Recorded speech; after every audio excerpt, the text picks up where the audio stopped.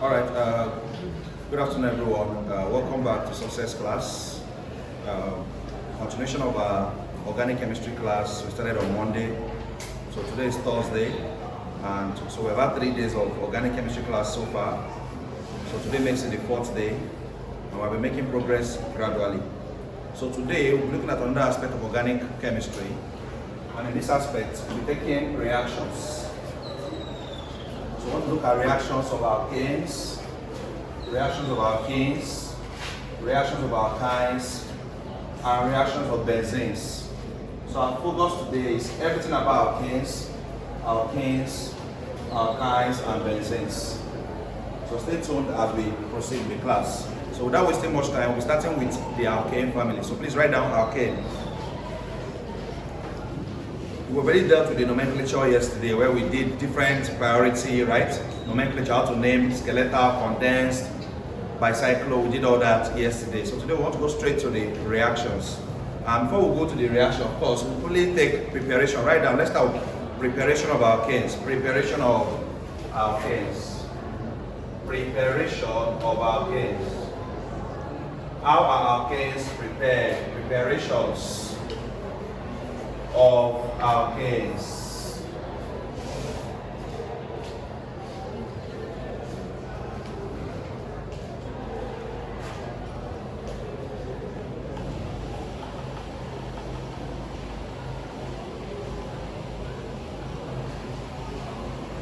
Now quickly write down. Note, alkanes and cycloalkanes. Alkanes and cycloalkanes. So put it this way, alkanes and cycloalkanes.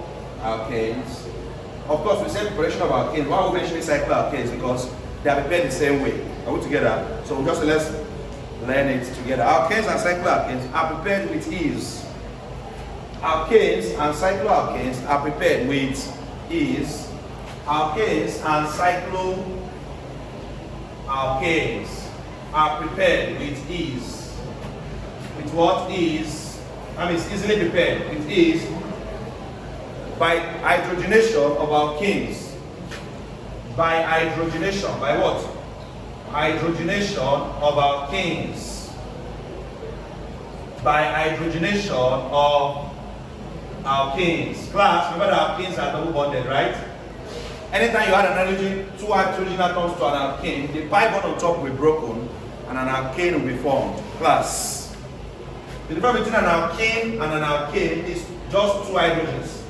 If this is alkane, which I want to be, this is what I want to prepare, right?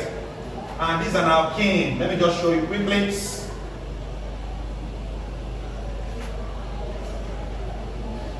is an alkane that has complete. The corresponding to carbon alkane will be a double bond carbon like this. Remember that carbon can only have 4 bonds.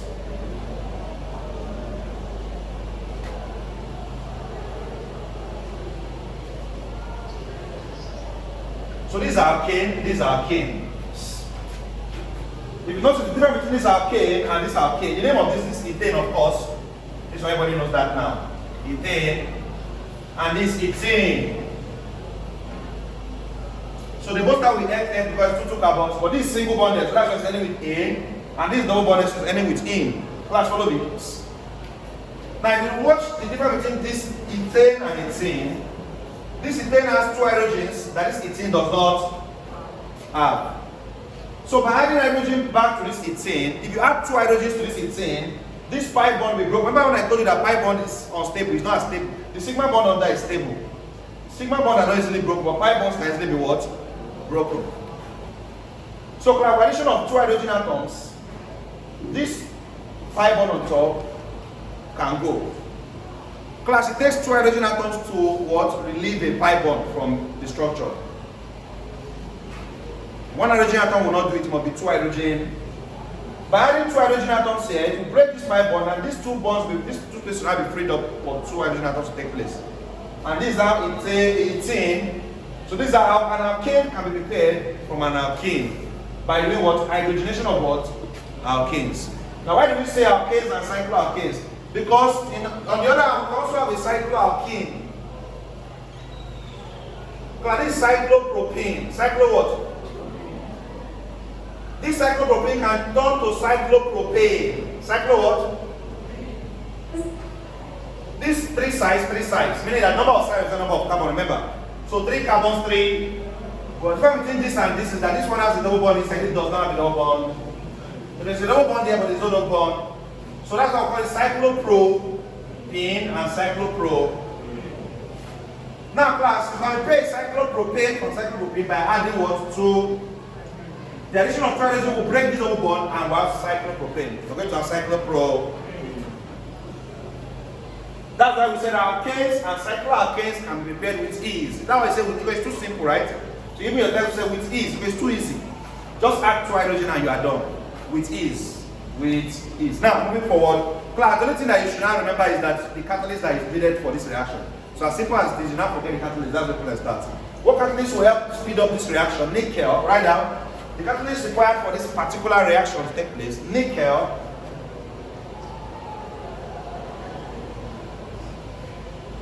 platinum, or palladium catalyst. Nickel, platinum, or palladium.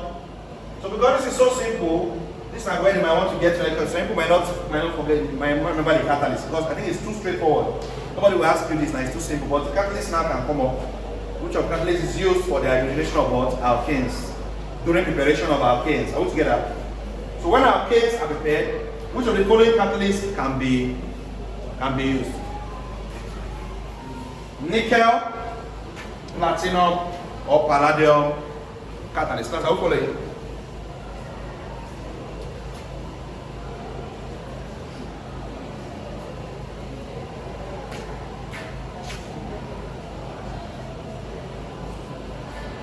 The second method of preparing alkanes, if you don't use hydrogenation of alkanes. So the first method is what? Hydrogenation of al.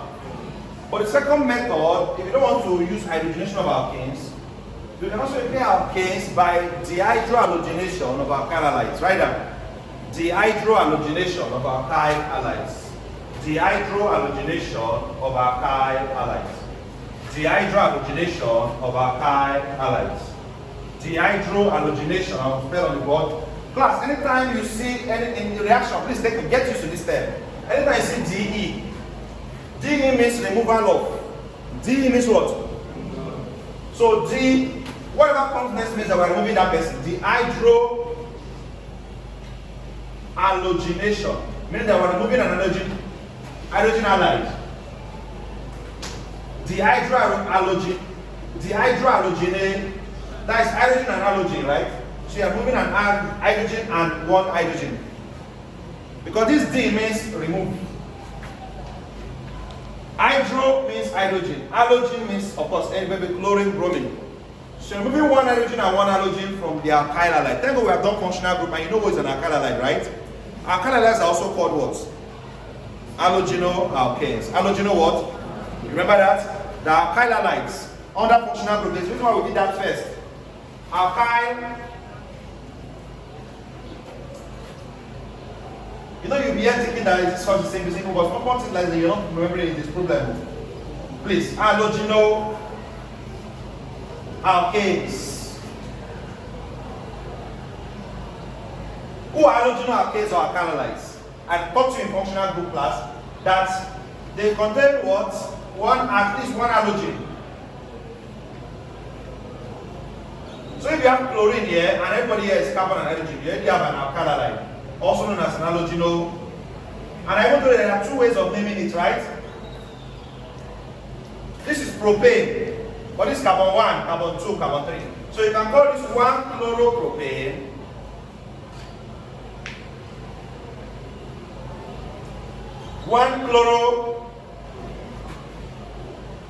or you can call this propyl chloride. Propyl.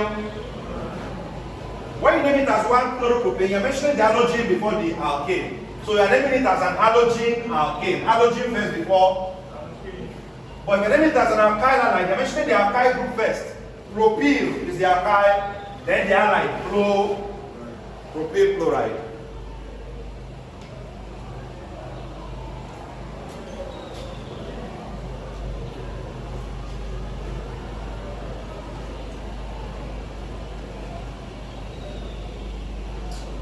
Class, class. Sorry, it's not the hydrogenation at the hydrogenation. I thought I was dealing with alkenes. It's reduction of alkali, not the hydrogenation, please.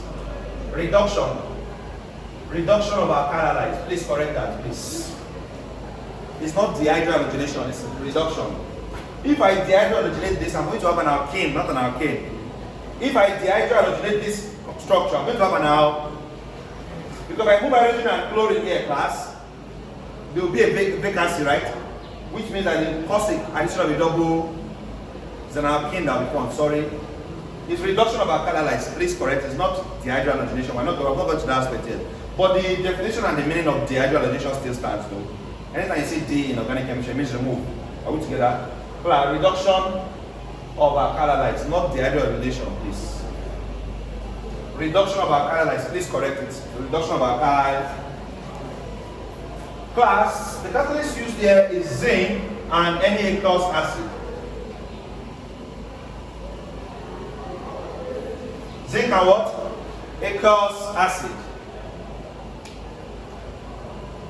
Zinc and aqueous acid. Class, what happens here is that with 2 moles of this propyl chloride, we undergo reduction in such a way that hydrogen will be added and chlorine will be substituted. Remember that what is reduction? Reduction means addition of hydro. In chemistry, reduction means addition of hydrogen. Don't forget. So hydrogen is added. Class, this zinc and aqueous acid will cause addition of hydrogen to this organic compound. Don't forget that acids already have hydrogen in them. Acids are substances that will release hydrogen ion and the only positive ion when dissolved in the solution. So if you're asking where is the hydrogen coming from, it's from this aqueous acid. So zinc and aqueous acid stands as a catalyst, and it will cause the removal of chlorine here and replace with what? Hydro.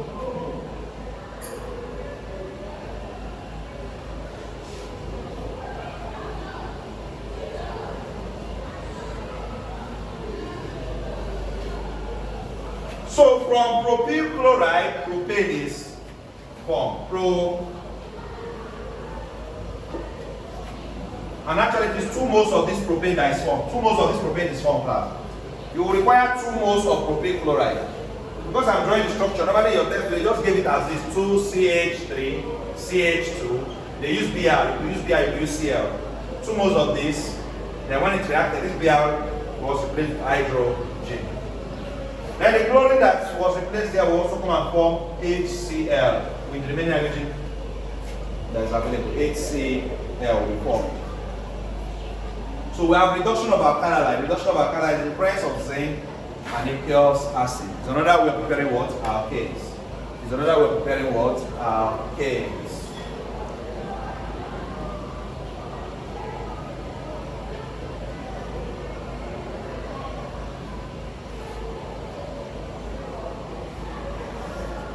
Sorry, this should be zinc, not H. This zinc will pick up this Cl. ZnCl2. ZnCl2, 2 moles of, remember this 2 moles of this, so 2 chlorine will come and react with this zinc, ZnCl.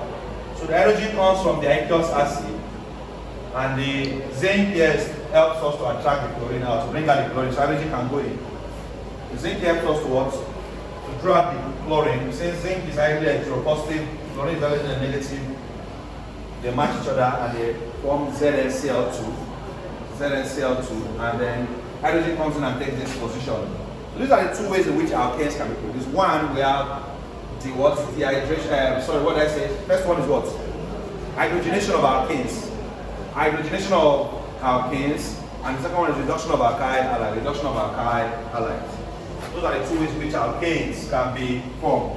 Now let's go to physical properties of alkanes. Physical properties of alkanes. And there's a key example point here which I will note.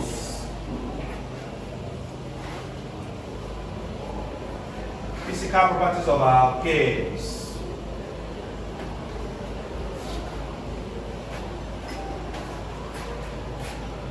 Physical what? Properties of alkanes.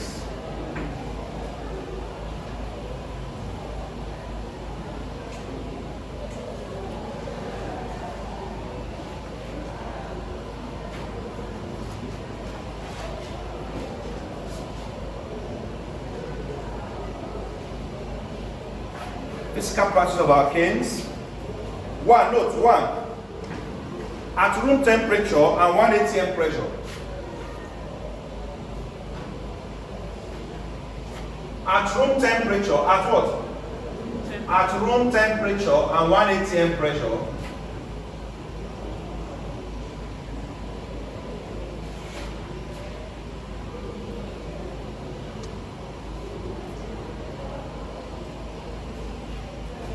Alkane members C1 to C4 are gases. Are what? Alkane members C1 to C4 are what? Gases. C5 to C17 are liquids. C5 to C17 are C18 and above solids. At room temperature and 1 atm pressure. Are you together? Alkane members C1 to C4. That means all alkanes that have 1 carbon till they get to 4 carbon. That's from methane to butane, gas. But from pentane till you get to carbon member 17, liquids. 18 and above, solids. Second physical property of alkane. Note the boiling point of alkanes increases with increase in molecular weight. The boiling point of alkanes, increases with increase in molecular weight.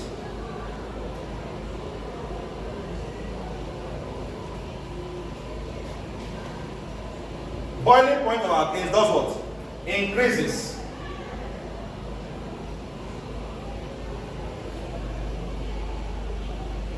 with increase in molecular weight.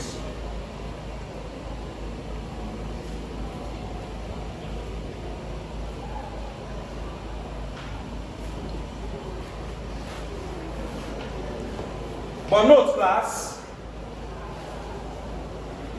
that yes, boiling point of alkanes increases with molecular weight. This is true for N alkanes. N what? This is true for what? Who are N alkanes? Straight chain alkanes. That's alkanes that do not have a branch. Alkanes that do not have a. But branch alkanes, class, note that branching, right, and branching lowers the boiling point of alkanes. Branching does what? This is very, very important. Lowers the boiling point. Branching lowers the boiling point of alkanes. Branching, so the presence of a branch in an alkane reduces the boiling. So if you compare an alkane that is straight chain without branch and the one that is branched with the same number of carbon, who will have the higher boiling point? The straight chain will have the higher boiling, because the one that is branching has reduced its boiling. So if you ask to between butane and 2-methyl propane, they both have 4 carbons for. And you have to ask who has a higher boiling point. Straight chain butane without any branch has a higher boiling point than branched. Because it's an isomer of butane, right? So branching reduces the boiling point. But continue writing. But cyclic forms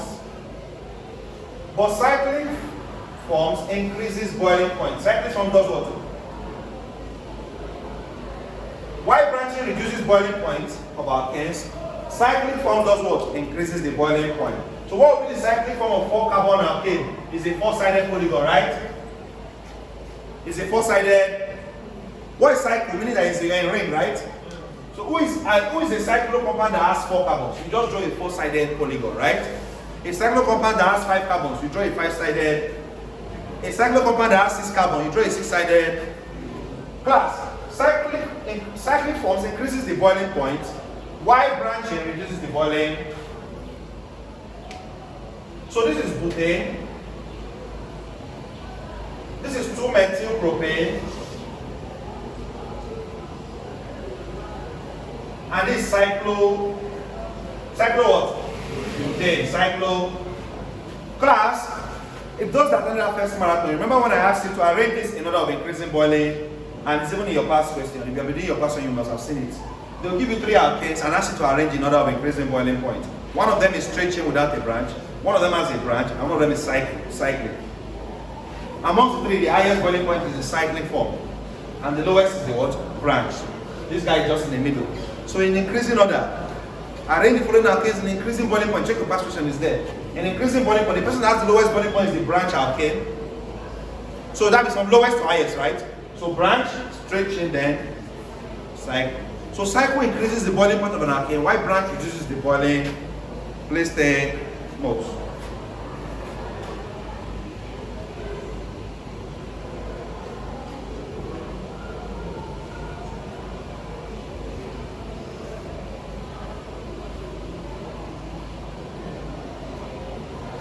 Class, this is also true for melting points. This information is also true for what? So maybe they now switch and say, arrange another of increasing melting points. This is also what? True. It's now time to go to, okay, one last thing. Another property is alkanes. Alkanes are insoluble in water. Insoluble in what? Another very important physical property of alkanes. Alkanes are insoluble in water due to their low polarity. Please write that point down. You could be asked, alkanes are insoluble in water due to dash. The exam is subjective. This is how you read for a subjective exam. Alkanes are insoluble in water due to what? Their low polarity. Alkanes are insoluble in water due to their low polarity. Alkanes are insoluble in water due to their low. That's what you put there. So exam is 35 subjective exam. So your preparation should be in tune with the kind of exam you are expecting, subjective. So you read along those lines, please. So when you are reading a point in your textbook, or in your lecture note, and your tutorials, think subjective.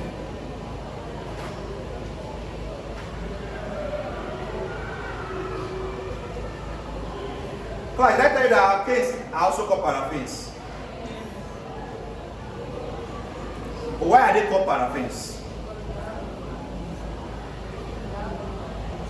They have low affinity. Those that attended the first marathon, I've told you this before. Why are they called paraffins?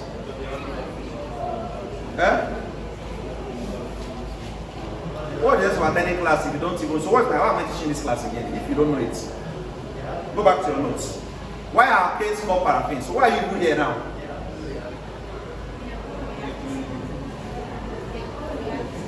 Low what?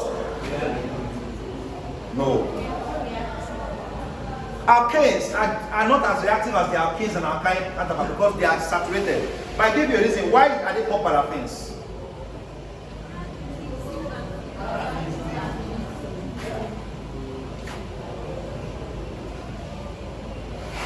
This affins means affinity. This para means little. So, do the math. Little or no affinity. They are generally all reactive. Little or no what? Affinity. That's why they are called paraffins. Alkanes are called paraffins because they have little or no affinity. Please take note. This is how you prepare for exam. So don't be too relaxed like I'm not organic chemistry. There's a question that they will bring to you and it will shock you. Don't be too relaxed. Go into the details. Don't be too relaxed. I've done all this, I've done this, I've done it. No. Be alert, please. You know that they are all paraffin, but why? Okay, we know that alkanes are insoluble in water. Why? So if you understand, go further. That's where the exam is. So we say alkanes are insoluble in water due to their low polar rating. But they are soluble in non-polar solvent. They are soluble in what? But they are soluble in non-polar. Class, water is not a non-polar solvent. That's why they are insoluble in water. But they can be soluble in non-polar solvent. Who are non-polar solvents? Non-polar solvents include benzenes. In fact, non-polar solvents basically means covalent solvent. Covalent or molecular solvents. Covalent or molecular solvents. Another example of non-polar solvent is chloroform. So alkanes can be soluble here.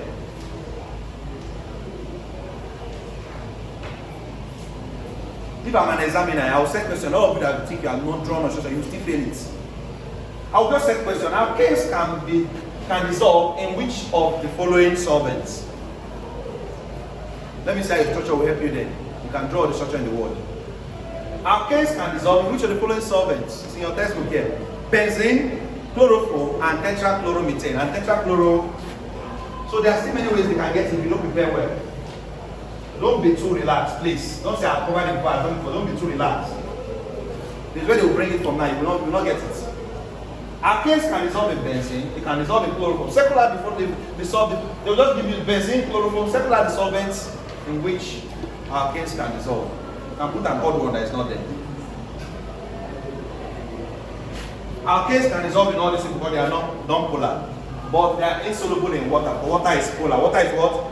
Okay, I'm that question. Alkanes are insoluble in water because of that. Alkanes are insoluble in water because of their low polarity. And water has high polarity. Water has high, but alkanes have low, they are low polarity. But water is highly polar. Water is a polar solvent. Just taking a type of example. Now let's go to chemical properties. Chemical properties now. Chemical properties. So paraffins is little affinity. Little what? Affinity.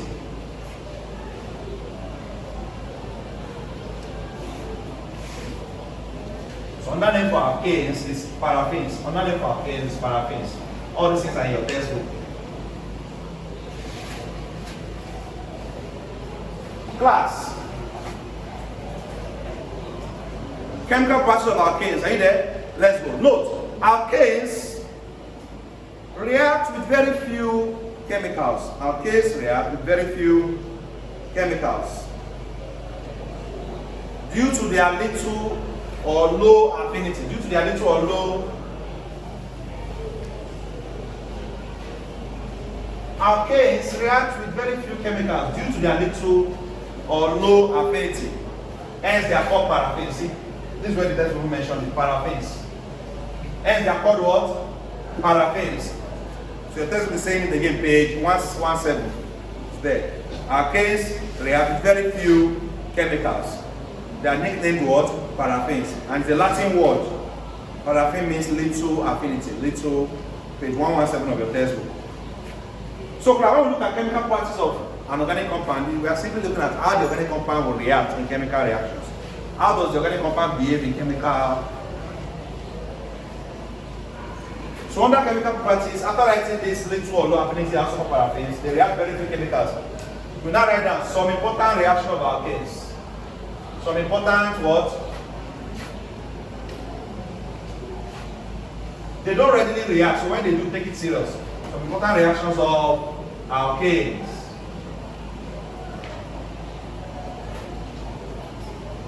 Some important reactions of what? Alkanes. One is combustion.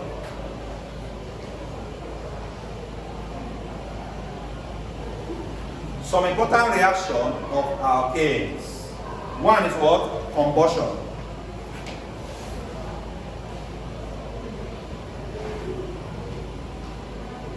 Combustion, this is the burning of alkane in air to produce what? Energy. Burning of alkane in air to produce what? Energy. Burning of what? Alkane in air to produce what? Energy. Combustion.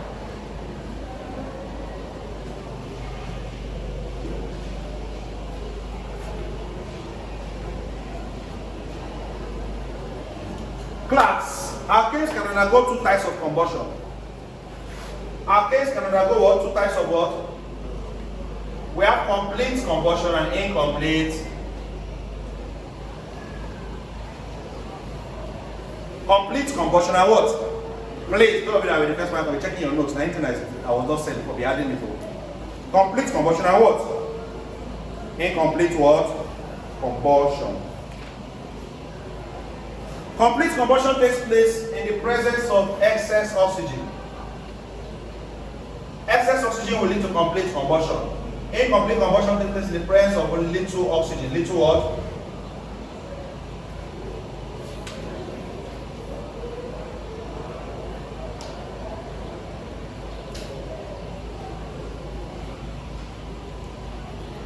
Complete combustion of an alkane will produce two products. It will be asked in the exam. The complete combustion of an alkane will produce two products, carbon dioxide and water, H2. Carbon dioxide and what? Complete combustion gives rise to two products, CO2 and H2. Let's give you an example.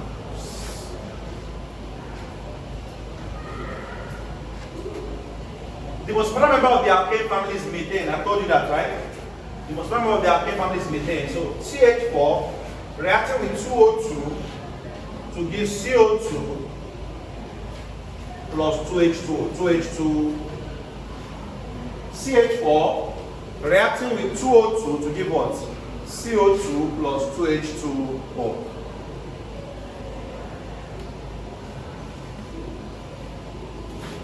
Another example, can have propane reacting with oxygen 5O2 to give 3CO2 plus 4H2O. Class, these two examples so far is complete combustion. In complete combustion, CO2 and H2O is formed. During complete combustion of what? Alkane, CO2 and what? H2O, that's carbon dioxide and water is. But during incomplete combustion class, we are going to have carbon monoxide and water or carbon and water. What is formed during incomplete combustion? Carbon monoxide is CO instead of CO2. Instead of CO2, CO and water, or carbon and. So I'll give you two examples where we have carbon monoxide and water being formed, and where we have just carbon and water being formed. I'll give you two examples where we have carbon monoxide and water being formed, and where we have carbon and water being formed. So there are two types of combustion, complete combustion and incomplete combustion.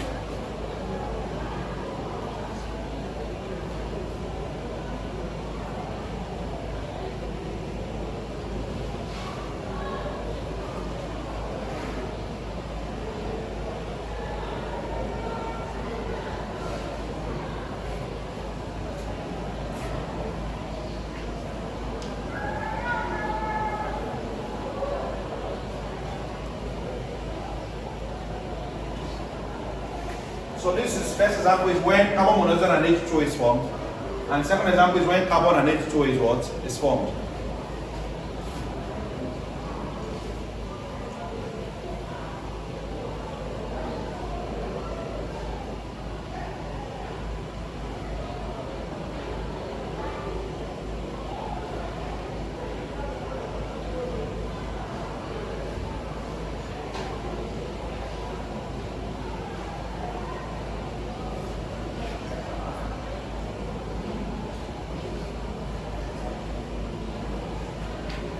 The next reaction we'll look at is pyrolysis.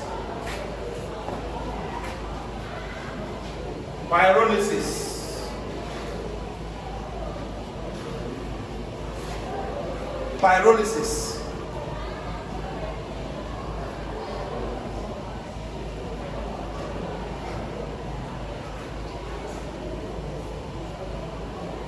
Pyrolysis is the decomposition of a compound. Write down. Pyrolysis is the decomposition of a compound. Is the what? Decomposition of a compound by the action of heat in the absence of air. The composition of a compound by the action of what? Heat in the absence of air.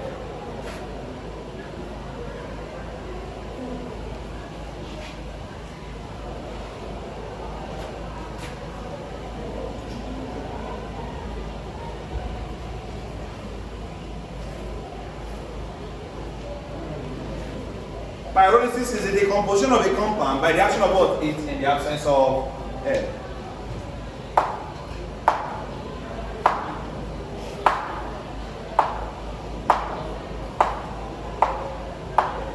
Class, it can also be called cracking. When you decompose a compound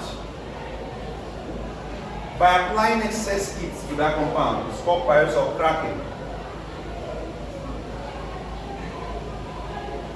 Now, this cracking can take place if it's heat you use to crack the compound. It's called thermal. But if it's a catalyst you use, it's called catalytic. So we have two types of cracking in the asked. And these two types of cracking. Thermal cracking, catalytic cracking. These are two types of cracking. Thermal cracking, catalytic cracking.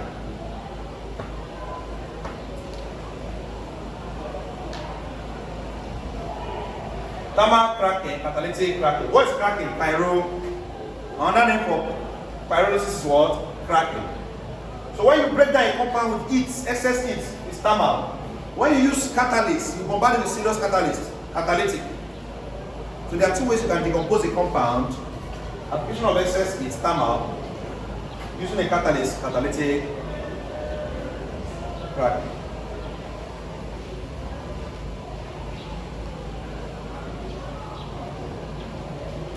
Note, higher alkanes can undergo pyrolysis to produce smaller and highly branched alkanes. Higher alkanes, higher what? Alkanes can undergo pyrolysis. Higher alkanes, who are higher alkanes? That's alkanes that have large number of carbons, like 20 carbons, you get 15 carbons. Higher alkanes can undergo pyrolysis to produce what? Smaller and highly branched alkanes of C5 to C10, of C5 to C. So for example, we break down decay now into smaller alkanes with branches by applying what? Excess heat or catalyst. We say it's what? Pyrolysis.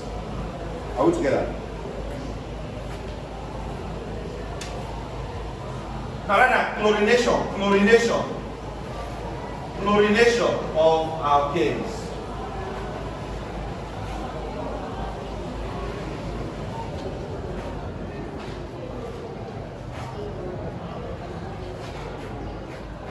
Chlorine.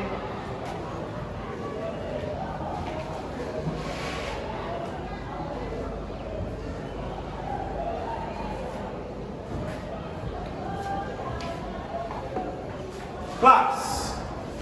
As name implies, chlorination means addition of substitution reaction involving chlorine and an alkane. Because this chlorination takes place by substitution. By what? Class, if you ever ask what is the major type of reaction that alkane undergoes, substitution reaction. And if you want to more specific, chlorination. This is the key reaction of alkane. Those first two, combustion and pyrolysis.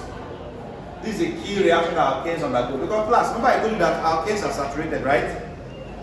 It was alkanes we used to determine when we look for IHD. We compared all unsaturated compounds to alkanes, right? Alkane is saturated. Because of the high saturation of alkanes, follow me. Because of the high saturation of alkanes, they don't readily react because they are saturated, they are filled up. Why am I reacting again? So for any reaction to take place in alkane, someone has to leave before someone can come in.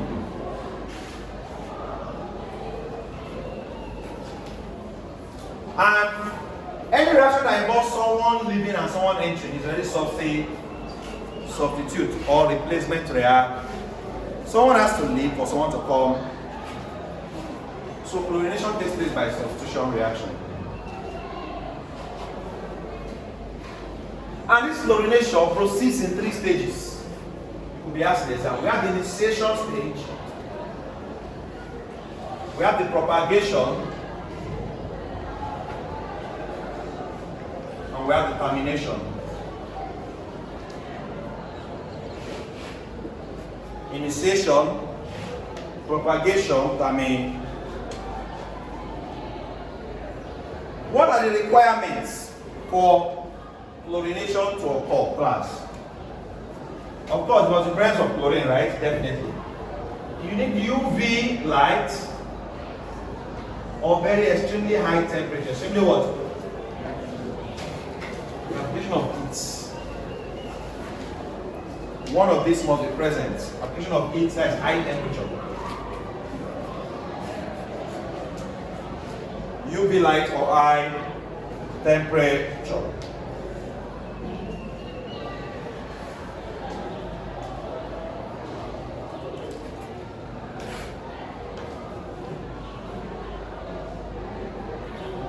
In the initiation stage, class, first of all, this chlorine will be split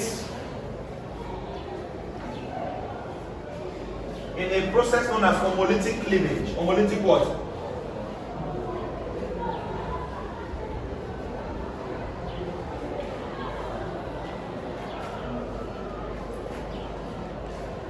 Class, when a component or a molecule splits into similar free radicals, is known as homolytic because they are the same kind of the same. When they split into different, it's heterolytic. Hetero what? So this is an homolytic cleavage in organic chemistry terms. Homolytic what? Cleavage.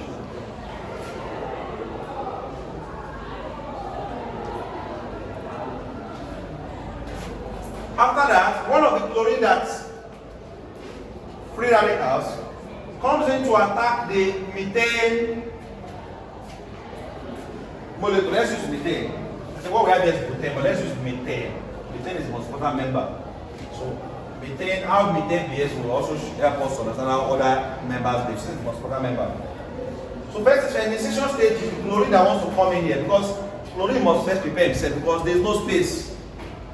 So the chlorine must come correct, must be very, very ready first. So chlorine will say, okay, how can 2 of us enter this? It's not possible now. There's no even space saturated. Let us first split. What are you? You try first. So one chlorine comes in and attacks the methane group. The methane now breaks down into its own radical, CH3 dots. And there's a free hydrogen that's lost. Methane loses 1 hydrogen, right? That 1 hydrogen that is lost by methane will be taken by this chlorine, HCl. Then this CH3 radical now meets. There's now vacancy, right? There's now what? For a second chlorine to now come, I am going to have what? CH3, Cl. But this is what happens during chlorination of alkanes. So stage 1 initiation, when chlorine breaks down. Stage 2 is propagation. Chlorine now comes and says, okay, let's try. Stage 3 is termination. So if you join this whole reaction, then the final product obtained during the what? Chlorination of this guy is CH3 Cl plus HCl. If we are writing it as one reaction, this is it. So we are showing you what happens in the different stages. This is what we are going to show you. Now class, this chlorination reaction is a chain reaction. Is a what? A chain reaction is the type of reaction that can keep taking place spontaneously as long as all the conditions and requirements are met. If all the conditions are right, it will just keep happening. What does that mean? If there's still chlorine to come in again, there's still UV light, plus this CH3Cl will continue the substitution until all the hydrogen has left. So this reaction can keep taking place till all the hydrogen in the methane has been replaced. Do not forget that methane started with CH4. Methane started what? By the time chlorine is done with methane, there will be no single hydrogen here left. So usually you are asked in the exam, what's the final product obtained during the chlorination of methane or any alkane? Whatever the alkane is, the final product obtained will be the product in which all the hydrogen have been replaced. So looking at methane as a case study, the final product obtained will be when all the hydrogen has been replaced. That's what's called a chain reaction. So after CH4 react with Cl2 and one hydrogen has gone, we have CH3Cl. CH3Cl can still come and react with another chlorine again. CH3Cl can come and react with another what? This chlorine will do the same thing, split first so that space can come out. Enter here, and we have CH2Cl plus HC. This CH2Cl2, as long as the chlorine is there and all the connections are made, it's a chain reaction, can keep going on by itself. Chain. We're going to have CHCl plus HC. And the final one is when now CH2 Cl2 plus CHCl3 plus what? Cl2 now what? CCl4 plus HC plus from CH4. From what? They are going to have CCl all around. So from methane, we are going to have tetrachloromethane because tetrachloro means there are 4 chlorine groups. Tetrachloro means there are 4 chlorine. So the final product obtained during the chlorination of methane is tetrachloromethane. Tetrachloro what? Methane.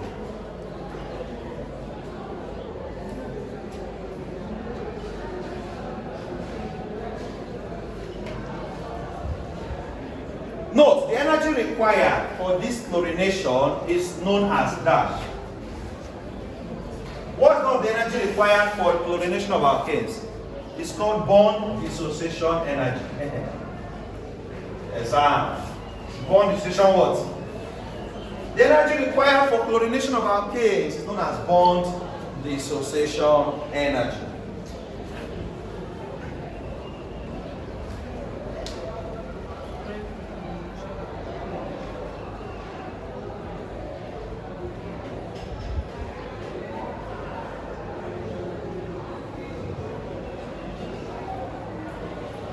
Write down.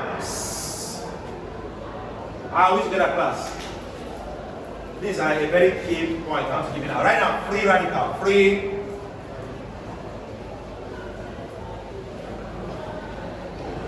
This question came out last 2 years, but most people didn't know that was the answer to what they were asking. Free radical is an atom or group of atoms that possess an odd number of electrons or unpaired electrons. Free radical is an atom or group of atoms that possess an odd number of electrons or unpaired electrons. Free radical is an atom or group of atoms that possess what? An odd number of electrons or unpaired electrons.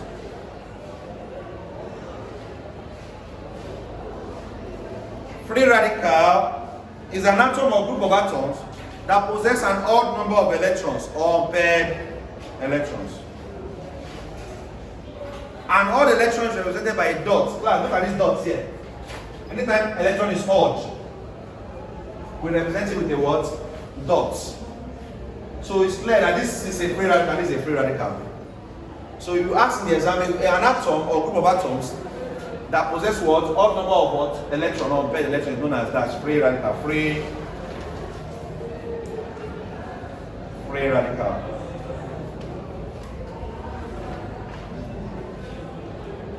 Class, and we're done with the reaction of alkanes. So alkanes are not so reactive. They are not so.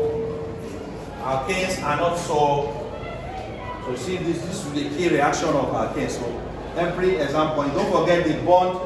The energy required is called bond dissociation energy. The cleavage that occurs in the dissociation state is known as homolytic cleavage. All exam points should be duly noted. The requirements for chlorination to occur is UV light or extremely heat. Application of high temperature will produce heat. So chain reaction, and chlorination occurs via substitution. Final product of during chlorination of methane is tetrachloro. For tetra means 4, right? 1, 2, 3, 4. There are 4 chlorine groups. Tetrachloromethane. Reaction of alkanes. Let's go to alkanes class. We will not need to start with physical properties of alkanes again because the physical properties of alkanes and alkanes are very similar. Everything we told you about alkanes holds for alkanes as well. Are we together? So for carbon 1 to 4, they are gases that has liquid solid. You get same pattern, same pattern. Also, branching reduces the boiling point. Rain increases the boiling point. Are we together? All those things apply for alkanes. Just that alkanes are more reactive. They are more, and we know why they are more reactive. They have homobond, meaning that they are unsaturated. They are on, so they can take in more. Someone that is unsaturated still has space to take in more. Why this alkane just is unreactive is that they are filled up already. So you have to force them to react. You have to even diffuse and burn decision energy to break them down before they can even react. See all the things that have to have homolytic cleavage before they can initiation, propagation, before they can, because they are filled up. They are paraffins, low affinity. So don't forget about alkanes are more reactions, they have more reactions.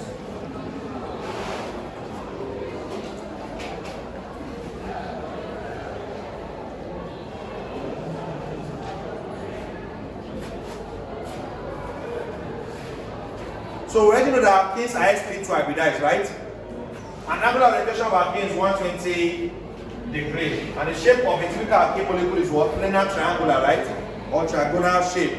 We all know that already. We know how to name alkanes now. We all know how to name alkanes now. Class, quickly name this alkane just to be sure.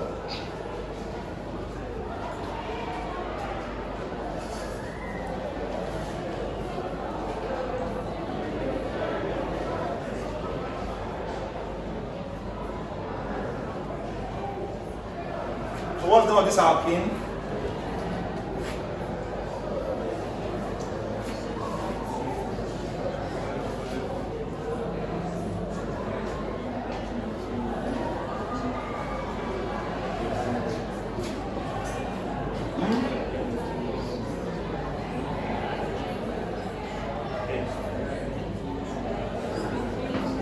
Let's go, it's no problem.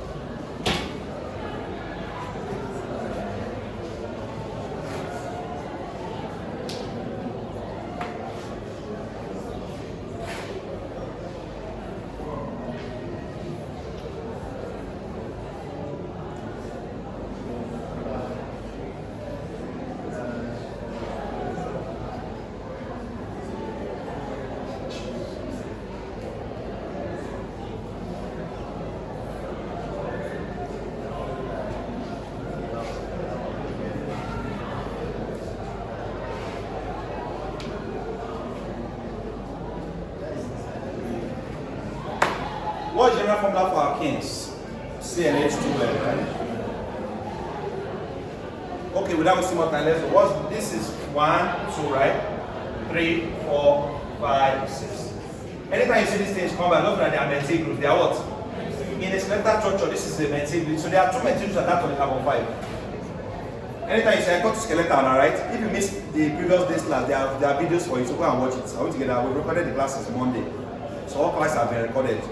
Go and follow up. If you missed when I taught skeleton, was it yesterday or yesterday? Was it yesterday, right? Okay, that video will drop this night. Yes, this class will drop this night. So, go and watch it. You see this branch 1, 2. So class, I must name from here because my double bond is residing or higher priority functional group. So I'm going to select counting from here 1, 2, 3, 4, 5. I will give my double bond a disservice by doing that. It must have the lesser number, it must have the lesser, favor my double bond before any other person. Remember I told you every double bond is stronger than OH, right? If you have OH and double bond in a compound, it counts in favor of the double over the OH. OH is just a normal branch. So class, between 2 and 3, this 6 means X, right? In fact, this is my 5-5 dimethyl. 5-5 what? 5-5 dimethyl. 2-Xene. 2X or X2N or X2, you have to correct. 5-5 dimethyl, X2N, correct. 5,5-dimethyl 2-hexane. Correct. Why do you say 2-hexane? Between 2 and 3, give it to the lesser. This is the name of this structure. But nobody will help me with this CA3 in the exam. It's just be dash dash. Once you see one dash is CA3, if the dash bends, it's no longer CA3, it's C2H5 ethyl. It's C2H. So if this dash bends like this class, and this one stays straight like this, it's now 5-ethyl. 5 what? 5-methyl. Remember I mentioned E before M, right? 5-ethyl, 5-methyl, 2-hexane or X2N. Class, if it's only one dash, it's methyl. If the dash goes and bends again, ethyl. If it bends again, get the idea, get the. So, but one straight dash, one offshoot from a skeletal, your normal skeletal, just one offshoot is methyl. But after that offshoot, it now bends like this again. Just know that it's no longer methyl, it's it goes again for the third time, goes again, get the idea. Then this is the other one, obviously, right? So this is done and lost there. Coming to this.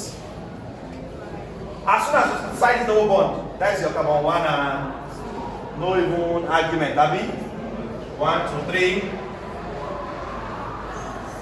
1, 2, 3, 4, 5, 6 means what? Cycle. This is a cyclic compound. All cyclic compounds named start with cyclo, right? So the parent name of the compound is cyclohexane, not hexane, right? And why is it in? Because of the double. If the double was not here, just cyclohexane. But this cyclohexane, right? But we're not yet done. See these branches here and here. The methyl. So this is 3,5-dimethyl. 3,5-dimethyl cyclohexane. 3,5-dimethyl cyclohexane. What if this branch comes like this? It's not ethyl, right? So this will be 3, this will be 5-ethyl. E should come before N. So 5-ethyl, 5-ethyl, 3-methyl cyclohexane. If it comes again, pen, it's not ethyl, it's not the longest. Okay, this cannot become the double. Because if this double was not here, it's not the longest chain. This guy is not the branch. But for this structure. So let's go. Now, class. So we're done with this 3,5-dimethyl cyclohexane. Coming here, class. Of course, there are 2 double bonds here, so just start one of them as 1, and this one will be 2 definitely, right? And this 2, this 3. This could still have been 1, 2, 3, 4. You still have the same name. 1, 2, 3, 4, 5. 1, 2, 3, 4, 5 tells you that it's a cyclopent, I mean? But this cyclopenta, between 1 and 2, give it to, between 3 and 4, give it to, cyclopenta 1, 3 diene. This is a diene because there are 2 double. Cyclopenta 1, 3. Cyclopent because it has 5 sides. Pent means 5 carbons. Cyclo because it's a cyclic compound. Cyclopenta 1, 3.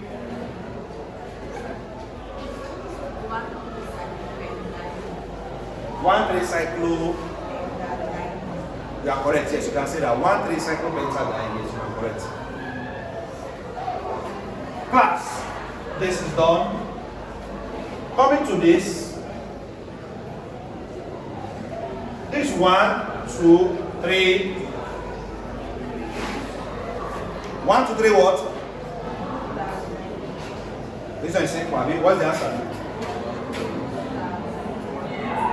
Both.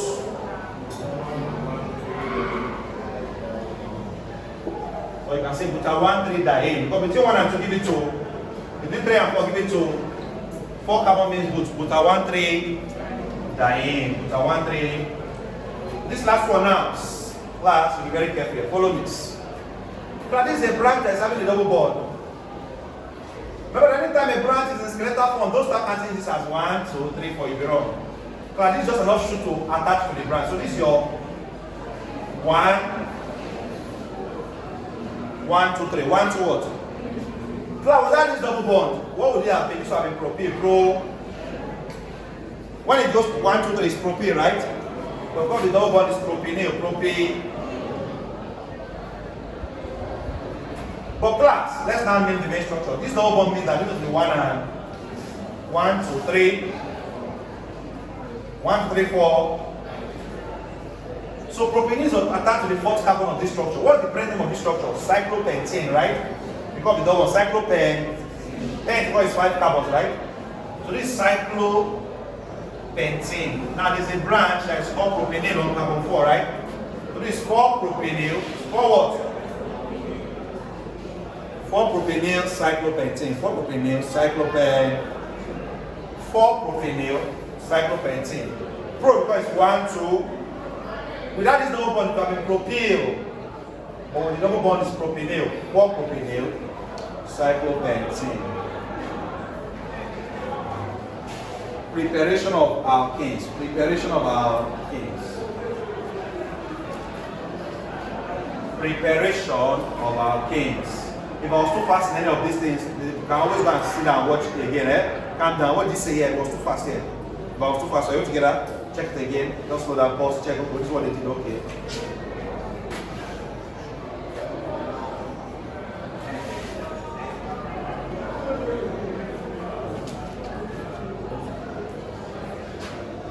Preparation of what? Alkanes. There are 2 major methods of preparation of alkanes. There are 2 major methods of preparation of alkanes. There are 2 major methods of preparation of what? Alkanes, yes. One is by dehydrohalogenation of alkali. Remember when I said this in the first one, I said this in the second one. Dehydrohalogenation of alkalides. One is by what? Dehydrohalogenation of alkyl halides. Thank God we all know what alkalides are, right? Who is an alkali? An alkali is an alkyl group containing an halogen. Let's say this is bromine. I didn't know what D means. D means remover, right?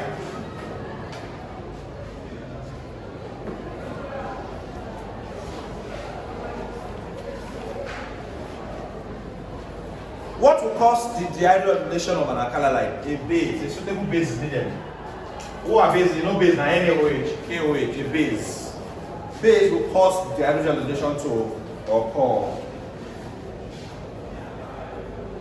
Dehydrogenation means we put 1 hydrogen and 1 halogen. 1 hydrogen and 1 halo. Plus, the hydrogen and the halogen must not come from the same carbon. Once you have removed halogen from this carbon, you are not allowed to remove hydrogen from this carbon again. You have to remove hydrogen from the second carbon after the carbon bearing the halogen groups. So you remove bromine from here, you cannot say you remove hydrogen from here. Because now we know that the hydrogenation means removal of hydrogen and halogen. 1 hydrogen and 1 halo. The halogen obviously is here, so you remove this bromine and remove hydrogen from this adjacent carbon to this carbon. Class, if you do that,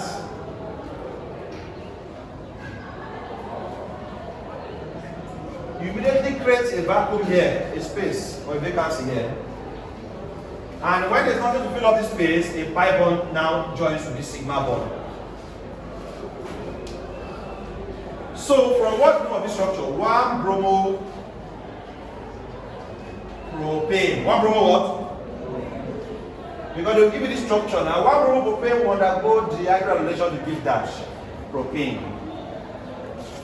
1 bromo propane in the presence of a suitable base will undergo dehydrogenation to give dash propane. This is not propane. Every carbon must have 4 bonds. 1, 2, 3, 4, correct? 1, 2, 3, 1, 2, 3. Your structure is only correct when each of your carbon have 4 bonds. It must not have more than 4. They must not have less than. So dehydrohalogenation of alkalides is one way of preparing an alkane. Is one way of preparing what? An alkane. Dehydrohalogenation. Dehydrohalogenation of alkyl halides. Dehydrohalogenation of alkyl halides is one way of preparing alkanes. 2 is dehydration of alcohols. Class D means remover, right? hydration means water. This one say you are dehydrated, you are lacking water, right? So hydration means water. So D means removal, hydration means water. What does that mean? How one and two together, removal of water, removal of. So dehydration means removal of water. Where are you removing water from alcohol? Dehydration of alcohol. From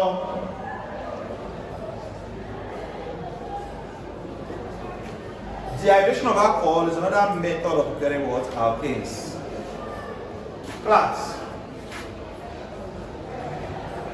I'll give you this three same carbon framework. But this time, instead of Br here, we're going to have OH. You know that the difference between alkyl halide and alcohol is that alkyl halide has bromine, alcohol has O.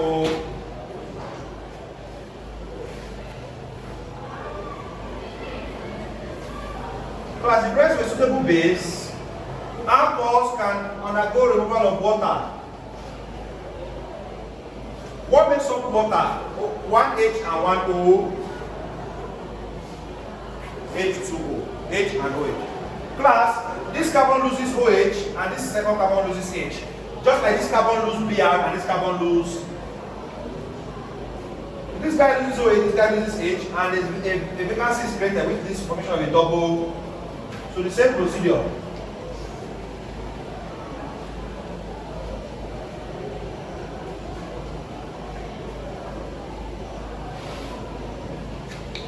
Class, I hope you know that when drawing structures, if I didn't want to put a bond here, I could have brought this bond here.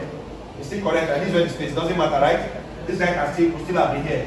It's still, this edge that is down could have been up, but what matters is the most space down. I hope we all know that's good. Class, we have listed the two preparation of alkanes. We have already said that physical parts of alkanes follow the same trend with alkanes, right? So we can easily just go straight to the chemical properties, reactions. Anytime you go to chemical properties, you're talking about reactions. How does that organic family behave in a chemical reaction?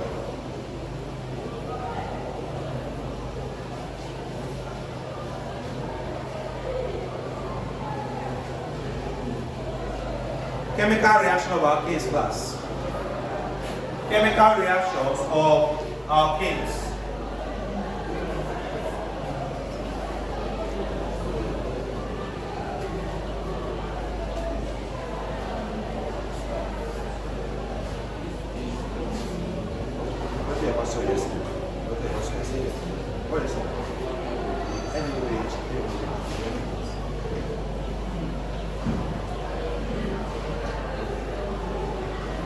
Class, please correct this second one. This second one is not actually base. It's H plus hydrogen and application of heat. So this first one is a base, second one is H plus and heat. Please correct it. It's not base, please. We need a hydrogen proton and application of heat for this second preparation to occur, not base, please. A little small detail like this can be very important, so correct it. So chemical reaction of alkanes now.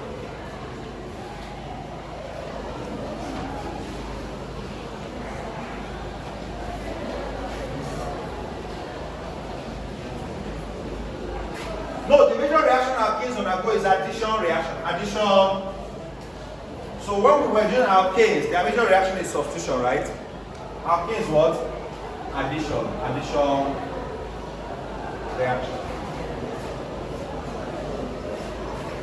The major reaction alkanes undergo is what? Addition.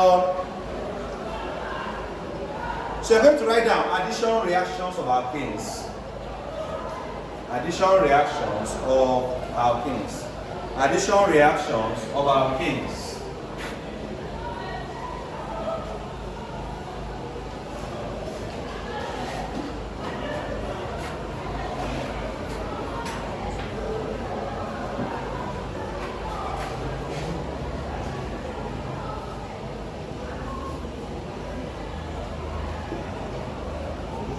Addition reaction of what?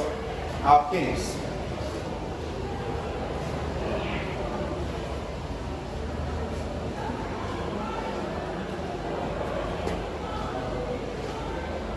Class.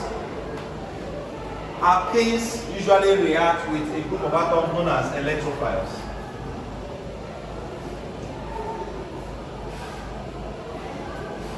Class. There are two types of species involved in all chemical reactions of organic compounds. One is electrophiles, one is nuclear. It's time to introduce you to electrophiles and what? Very important, electrophiles and nucleophiles. Let us start with electrophiles. Right, electrophiles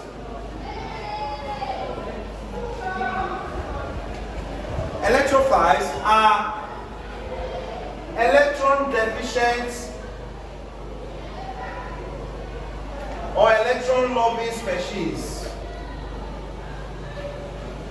Electron deficient or electron loving species.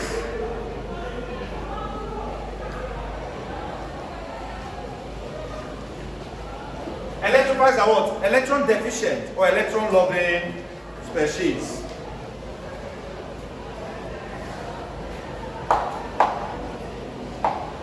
Electrophiles are electron deficient or what? Electron loving species. They are usually positively charged or uncharged. They are usually what? Or on.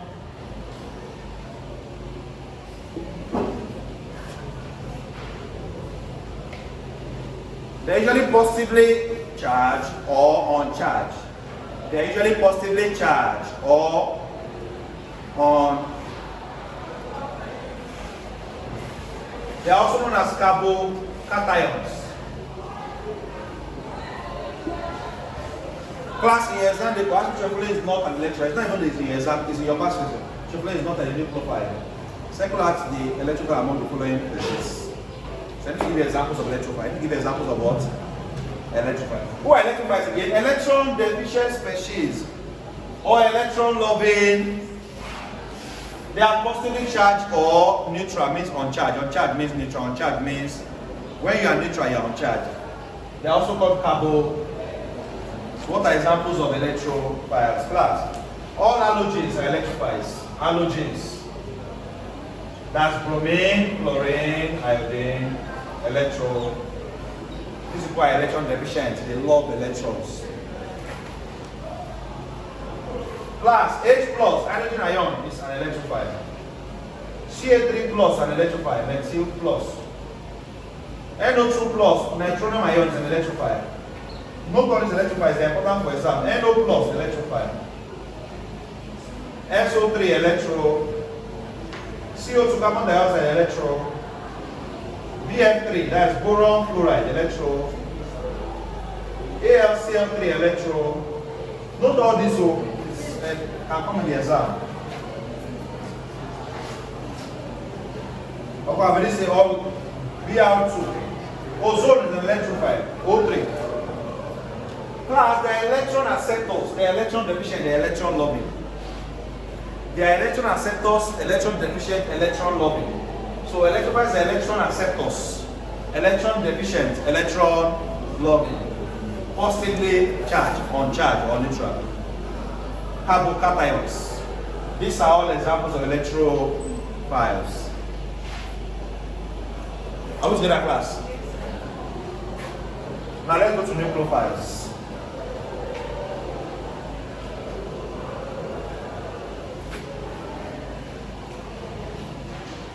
Nucleophiles are electron donors. So remember that electrophiles are electron acceptors, right? Electrophiles are electron accept. So nucleophiles are electron donors.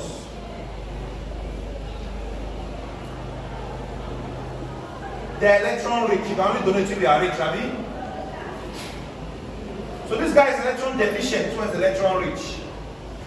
Electrophile is electron deficient, remember? Class, the best way to store some things in your brain is to compare and contrast. If you have two sides of something you are reading and you blend them together, okay, this one is this, your brain works with those kind of algorithm arrangements. Okay, this is this, Y this is this, A for apple, Y B is for ball. That's how your brain has been trained. So most times, some of you, why you cannot select some things that you are changing, you want to change it now. When you write from when you're a kid, everything is systematically, when you're saying A to Z, A for apple, B for this, so it's side by side. So the best way to store things in your brain is arrange them side by side. Okay, electrophile is this, Y nucleophile is this. So don't just read the electrophile on its own, or read the nucleophile on its own. Study them together. Okay, why electrophile is this, nucleophile is this. Your brain now knows, oh, these are two contrast. So why electrify is electron deficient, nucleophile is an electron rich. It's easier to store it in your brain that way. Electron donors, electron accept. These ones are negatively charged. Who is positively charged? Electrons are positively, but nucleophiles are negatively charged, or neutral, or what? So some of them are negatively charged, some of them are neutral. But when we're looking at electrophiles, say they are positively.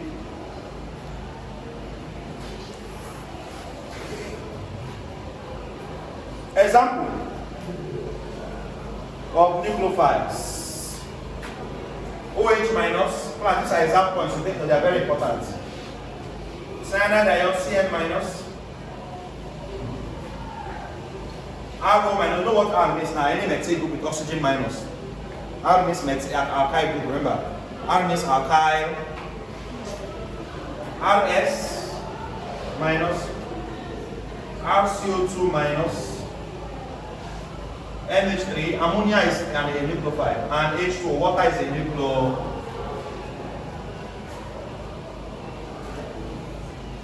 Water, ammonia, and nucleophiles. Are we together?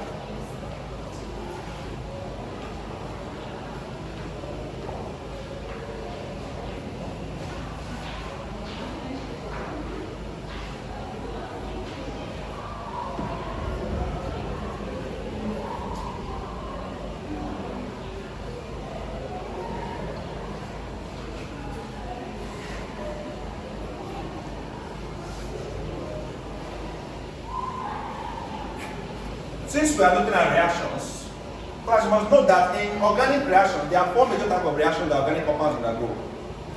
We have already mentioned one when you do chlorination, substitution, something. There are 4 major types of reactions that organic compounds undergo: substitution, 2 is addition, 2 is what? 3 is elimination. Eliminate. Who can tell me the last one? What's the last one? Rearrangement, rearrange.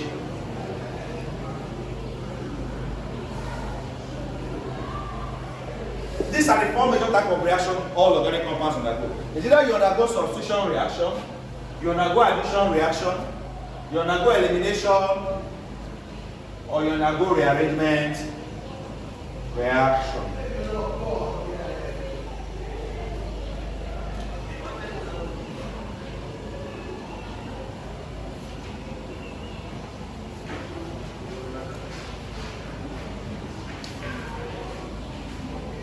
Class. In substitution reaction, the kind of species that is causing the substitution is very important. Class. Don't forget that there are 2 types of species that organic compounds react with. Either you are reacting with an electrophile. If you are reacting with an electrophile, who is an electrophile? Electron deficient, electron loving. That means you must be rich in electron, because this one wants to come and collect electron. So does it not make sense that it's electron-rich species that will react with electron deficient species, right? It doesn't make sense when electron-rich species.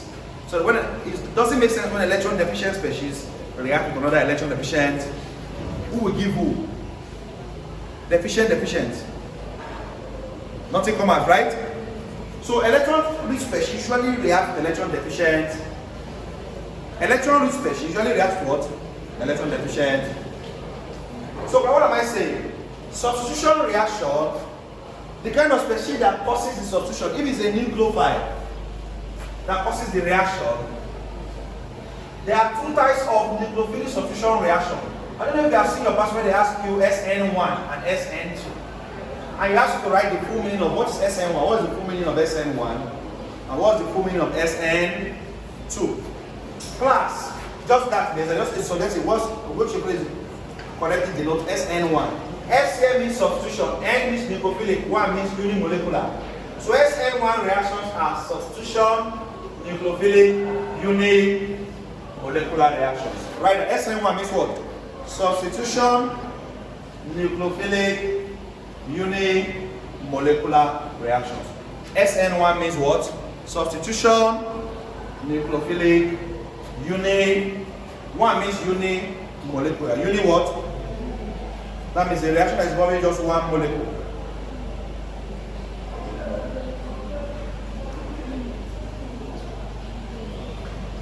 Why SN2 is substitution nucleophilic bi. So the 2 here is bimolecular. Bi what? Bimole. So why 2 means bimolecular? 1 means what? Uni what? Uni means 1, remember, molecular. Class, I've seen it in past where they ask you to write what the full meaning of SN1. SN1 is substitution nucleophilic unimolecular. SN2 is substitution nucleophilic bi.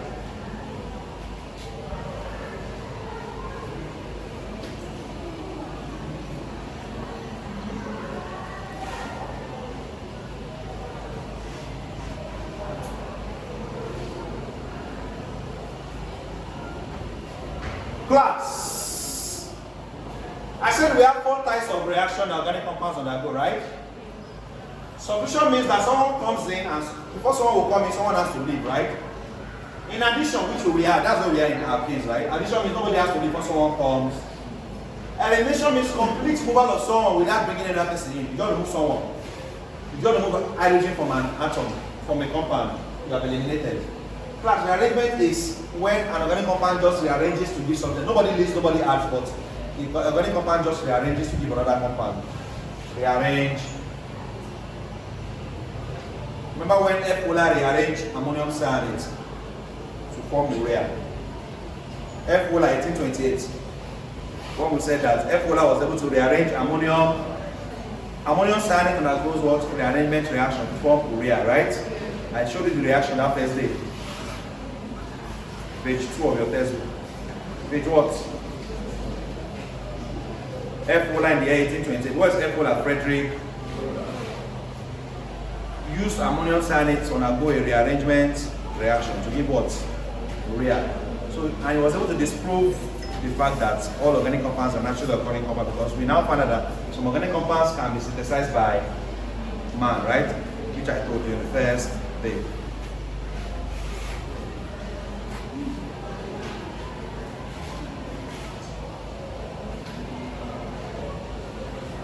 Now that you know the meaning of electrophiles and nucleophiles, reverting back to our addition reaction of alkenes, remember we're looking at addition reactions of alkenes. It's now important to note that addition reaction of alkenes, where did I stop there? Okay, yes. Addition reaction of what? The alkenes, yes. One, addition reaction of alkenes actually involves electrophiles. That involves what? Electrophiles. Addition of reaction of alkenes. So alkenes usually add with mostly electrophiles. Doesn't mean it doesn't add with nucleophiles, but it mostly adds with what? Electrophiles.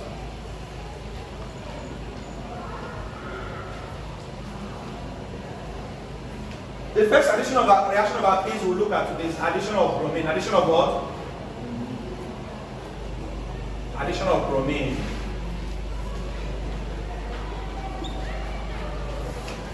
Class, who is bromine? Bromine is an halogen, right? So adding bromine to an alkene, what should be process called halogenation? It's called what? Because you add an halogen to a compound, so it's called halogenation. If you are moving an halogen from a compound, what we call it? Halogen. Removal of halogen. Well, adding halogen is halogen. Are we together? Class. Who is the most important member of the alkane family? It's 18, the first member, right? 18 is the most important. This is 18, 2 carbon member. Another name for 18 is called what? Ethylene. It's called ethylene. This is a very important plant hormone that aids in ripening of fruits. That's why it's the most important member. It's an important plant hormone that aids in ripening of. In your biology, where you have your auxin, your cytokinins, your gibberellins, you have the ethylene. So ethylene is naturally occurring. It's in plants, it's a plant hormone. Nobody produced it. This guy aids in ripening of fruits.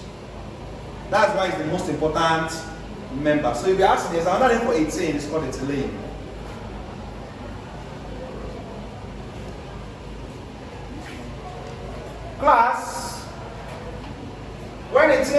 bromine. It's an additional reaction because nobody needs to leave because there's already space for the two bromine to even come in. What the bromine just needs to do is to attack this pi bond, break this pi bond, and one bromine will come, another bromine will come. In this case, the two bromine can even come in. When we dealt with alkanes, one person has to leave for every one person to come in. No, two cannot enter the same. That's all following. So this pi bond is broken, and then we have this. Bromine comes in, another bromine comes in. So that this carbon 1 and carbon, we now have 1, 2, dibromoethane. 1, 2 what? 1, 2, dibromoethane. So bromination of ethane will lead to 1, 2, dibromoethane. If you hear that they don't use bromine, they use chlorine. I hope that won't be an issue, right, class? Just, you know what to do, you know what to.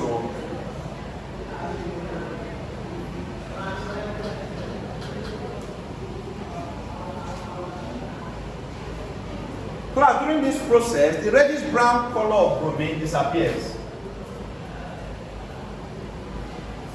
The reddish what? Bromine is reddish brown. After this addition of bromine occurs, bromine will change from reddish brown to colorless. Reddish brown to what?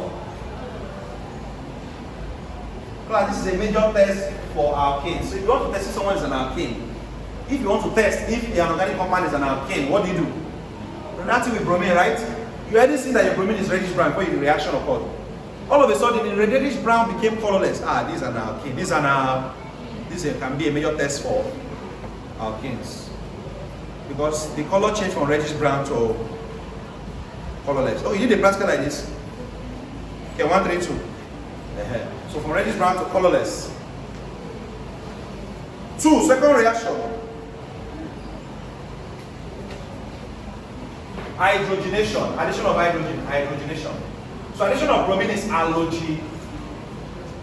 2 is addition of what? Hydrogen. Addition of what? Hydro. This one is hydrogenation.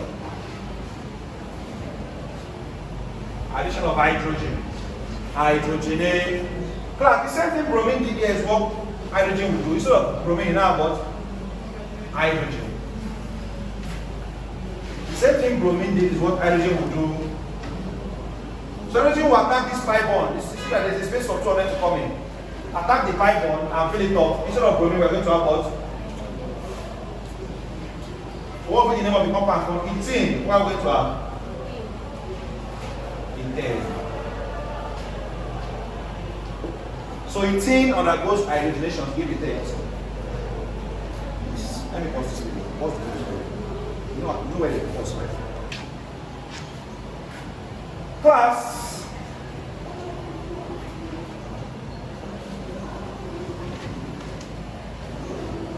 This second reaction, this hydrogenation, is a very important reaction in the production of vegetable oils like margarine and the rest. Hydrogenation of alkanes is a very useful reaction in the manufacture of what? Vegetable oils like the margarine. Yeah, they use this reaction a lot. 3, addition of hydrogen halide. 3, addition of what? Hydrogen halides. 3 is what? Addition of what? Hydrogen halides.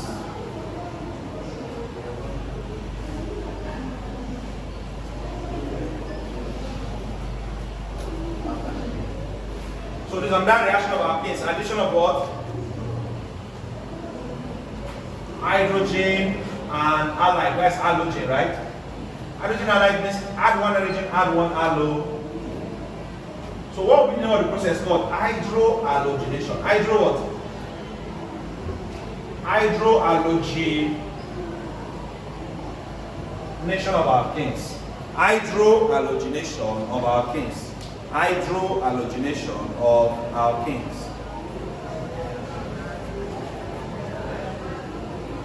Class, let us add HBr to alkane.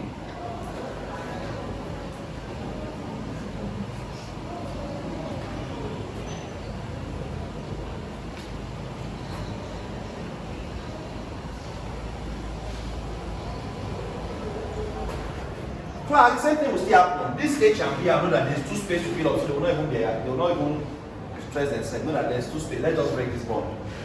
Let us just break this pi. This pi bond is broken, and when it breaks, hydrogen comes here, bromine comes. Of course, this is now 1, because the bromine is number 1, right? This is 1 bromo what? Ethane. 1 bromo what? Ethane. 1 bromo ethane. 1 bromo ethane.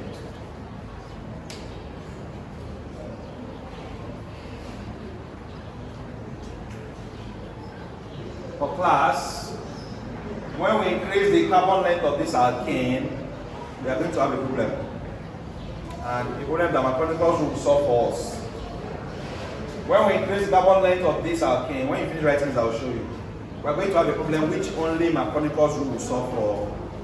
So Maconical's rule will solve that problem for us. Maconical's rule. Are you done writing? This is fast.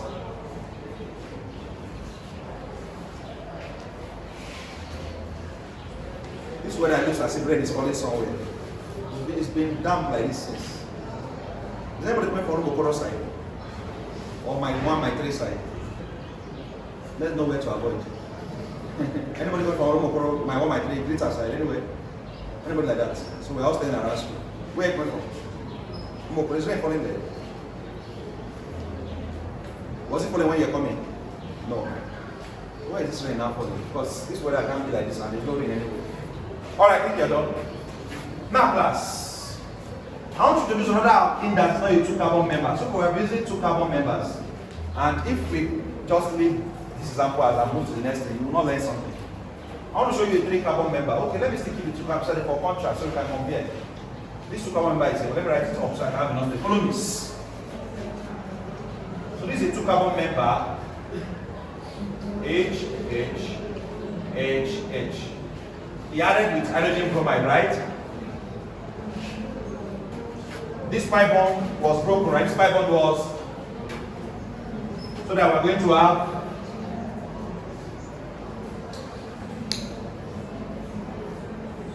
so hydrogen goes to one side, bromine goes to the other.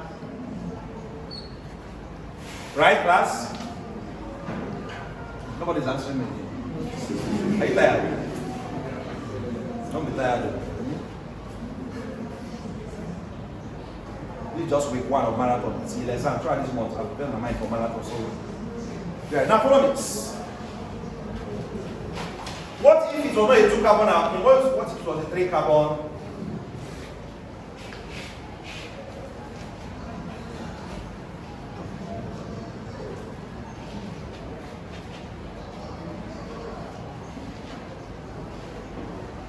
Who is this alkene on the board, class? Propane, right? And then we add hydrogen bromides. Class, follow me. Following the same thing, we know that the reaction must take place between the 2 carbon that has double bond. We know that. Class, any organic compound that has double bond, that's where the reaction takes place. If there's a triple bond and that's the reaction takes place. The reaction always takes place in the functional group point of an organic compound. Class, this H and B are they need to break this bond, right? When they break this bond, they're not going to watch. 1, 2, 3. I want to show you 2 possible scenarios.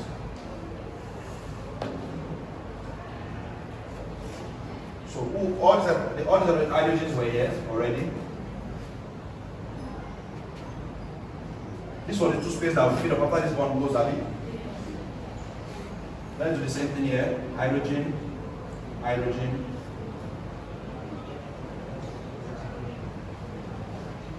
This is the 2 space. Now class, when this bond has gone, there will not be combination of hydrogen and bromine. Who should go where?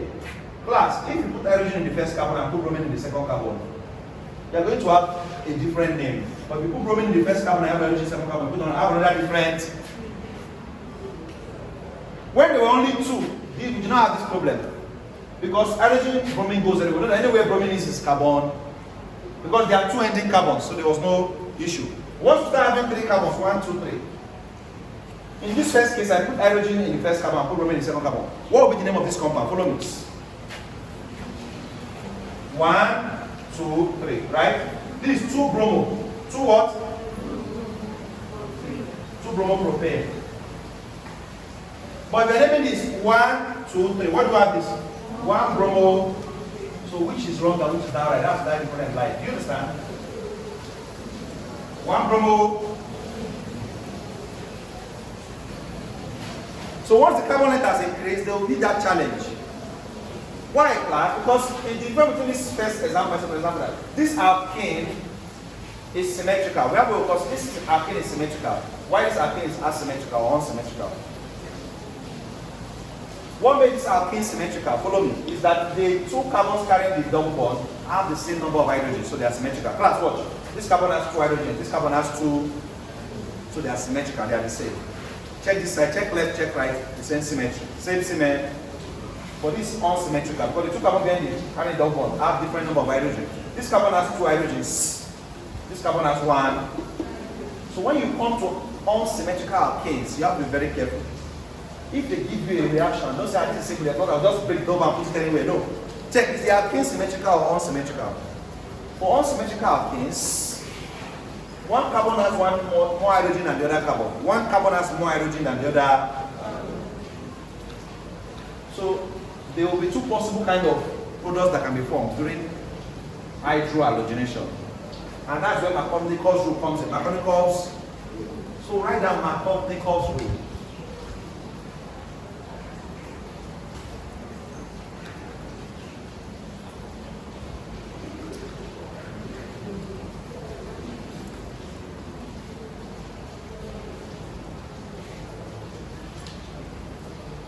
Markovnikov's rule states that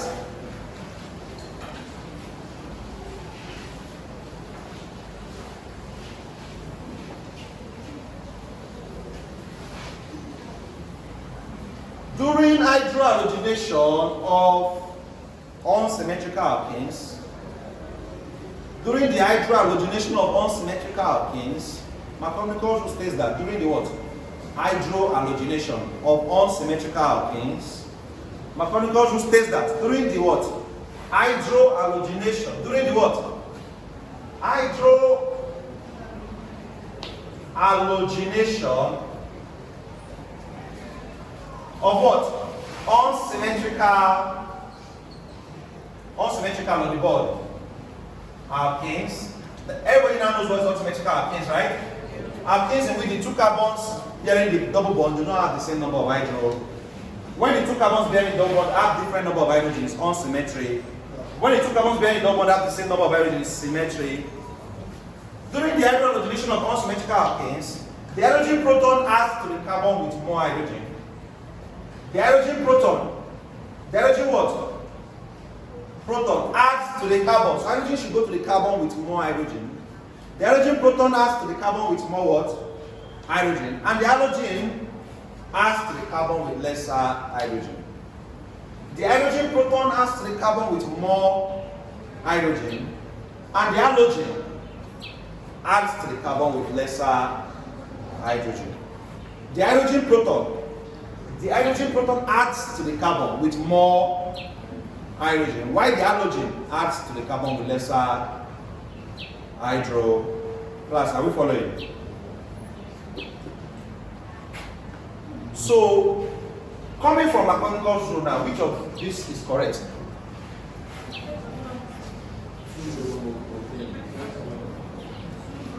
2 bromopropane, right? Because comparing this carbon and this carbon has 2 hydrogen, this carbon has only 1. So hydrogen will definitely add to this carbon, right? And bromine will go to the second carbon. So the person that has bromine on the second carbon is correct. So the correct product formed when propane reacts with hydrogen bromide is 2 bromopropane. 2 bromo what? Propane. Obeying Markovnikov's. For class, there's a twist here. Follow me. Class, there's a reagent that can cause anti-Markovnikov's rule to occur. Class, there's a reagent that we placed in this our reaction that will make this second product to be correct. If you see that reagent in your exam, class, go for 1 bromopropane, not 2 bromopropane. It's called hydrogen peroxide. Class, in the presence of suitable peroxides, Anti-Marconic rule takes place. That's the opposite of what we just said here takes place. Anti what? Anti what?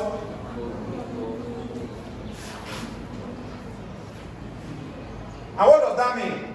Just the opposite of what we said. That is, hydrogen should go to the carbon with lesser hydrogen. And bromine will now go to the carbon with more. You know, following Marconic rule, if we are following the normal Marconic rule, where should hydrogen go to? Carbon with more hydrogen, right? If you are following the normal Marconic rule, hydrogen should add to the carbon with more hydrogen, and bromine should add to the carbon with lesser. Class, are we following? But anti-Marconic rule, the opposite. Hydrogen will now add to the carbon with what? Lesser hydrogen. And bromine will add to the carbon with more. So if they put hydrogen peroxide here, class, this second person will be correct, right? Because bromine will go to the carbon with more hydrogen, and hydrogen will go to the carbon with lesser. That is the presence of what? Hydrogen peroxide. The opposite of this rule will take, in the presence of hydrogen peroxide, the opposite of this rule will take place. Class, are we together?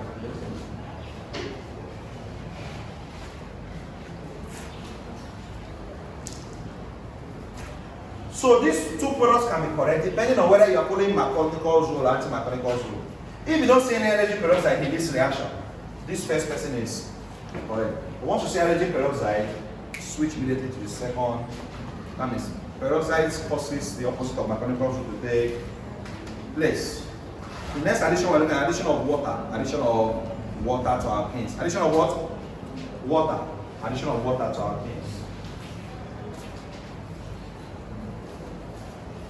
We can finish alkanes today. We can leave alkynes and benzenes for tomorrow to round up. We'll do alkynes and benzenes, then we just start spectroscopic techniques, not long. And that's all. Alkynes and benzenes, they don't have much reaction, they're not much. These alkanes where is one that has the main work. This is where the main work is alkanes. So we'll round up alkanes today, we can say we have done a good job. Are we together, class? Then tomorrow we'll come and take alkynes and benzenes. No class on Saturday. This semester I'm not teaching on Saturday, so alkynes and benzenes tomorrow. You better do Saturday and Sunday and revise. Refresh yourself, refresh your. On Monday we'll come back for Chem 131 marathon. The same way we'll cover this cultures chapter by chapter. We'll take Chem 131 like that, step by. Or whether we should go to physics first. We'll do it like that. Chem 131 next week. So Chem 1. This one he said just shout the name. You should be third week. Fair, that's fair. So no problem. So next week we'll take Chem 131. Now. Class, let's all go to addition of water. Addition of what?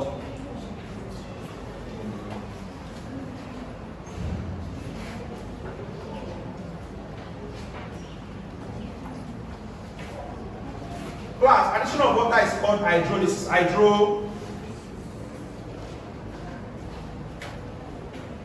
Or hydration. You can call it hydration. So you don't call it hydration.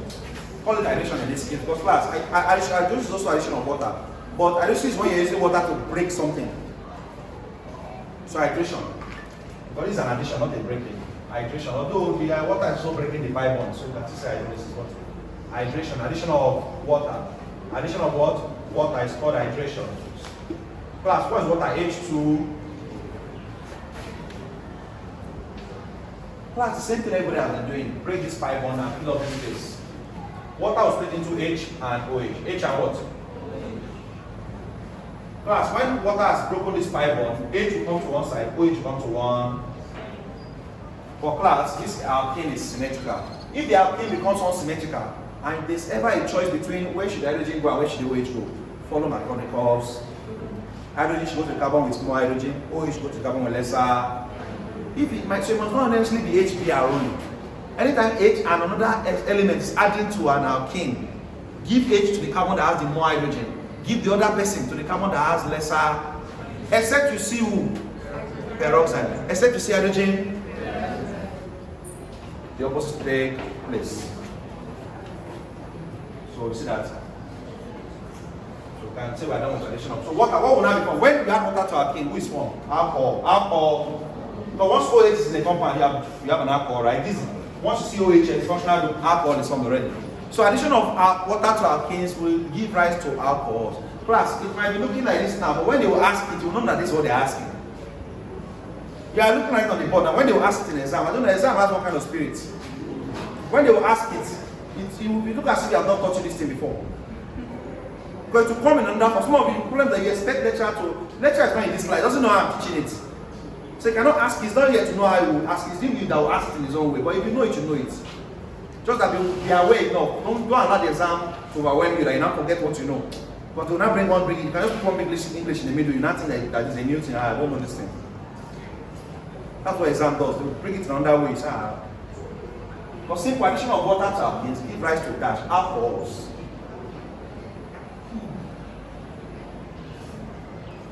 So this 18, addition of water to 18 gives rise to ether.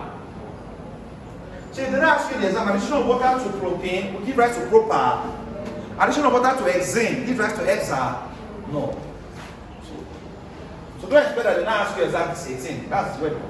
If you don't see this, why did they not teach me? No. We can't bring out all the alkanes. We'll not leave here today. Now you at least all the members of alkane and show you how they add water. Only one. Go to it's not possible. But understanding the key concept is what's needed. So don't expect them to ask you exactly this. And after they increase the carbon length, you know what to apply because once you increase carbon length, it becomes unsymmetrical, right? So hydrogen should go to carbon more hydrogen, and you know what to do now. So that's that for addition of water.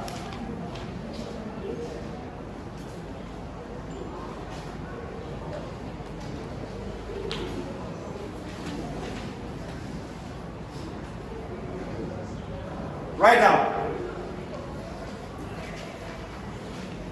Oxidation of alkenes. Oxidation of alkenes. Oxidation of alkenes.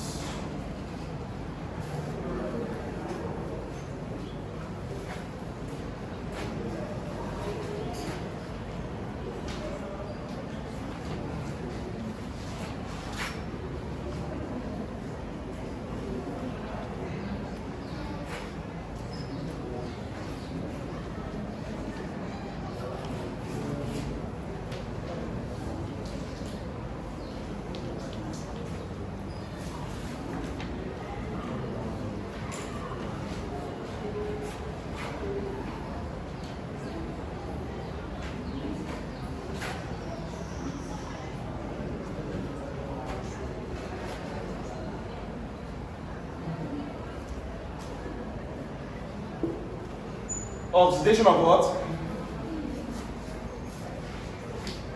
Note, alkenes can be oxidized to a variety of products depending on the oxidizing agent used.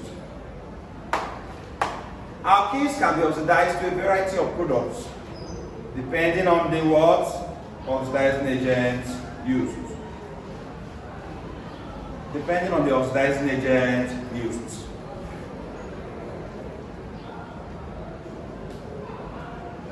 Now, one, let's look at oxidation with cold alkaline KMnO4. Cold what? If you oxidize alkene with cold alkaline KMnO4, what's KMnO4? Potassium tetraoxo manganate 7. Potassium tetraoxo manganate 7. Oxidation with what? Cold alkaline KMnO4. You can also call it permanganate. Plus, oxidation with cold alkaline KMnO4, oxidation of alkenes with cold alkaline KMnO4 is known as Bayer's test. Bayer's oxidation of alkenes. Oxidation of alkenes with cold alkaline KMnO4 is called Bayer's test. Oxidation of alkenes with cold alkaline KMnO4 is called what? Bayer's, and it leads to the formation of a cis 1,2-diol. Cis what? It leads to the formation of a cis 1,2-diol. Class, who is a cis and who is a trans? Follow me, please. Follow me, class. Under geometric isomerism, I want to show you something.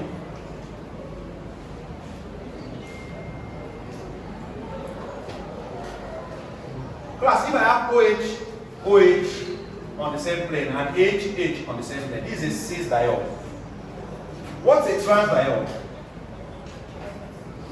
H, OH, H. When the OH are cross trans.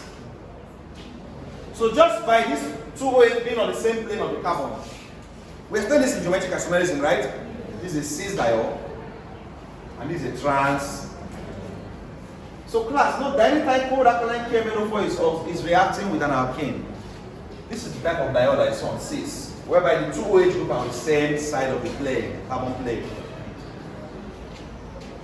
Class, are we together? But if you oxidize with a per acid, if you oxidize alkenes with a per acid, like C6H5COOH, a trans 1,2 diol is formed. A trans, this guy will be formed.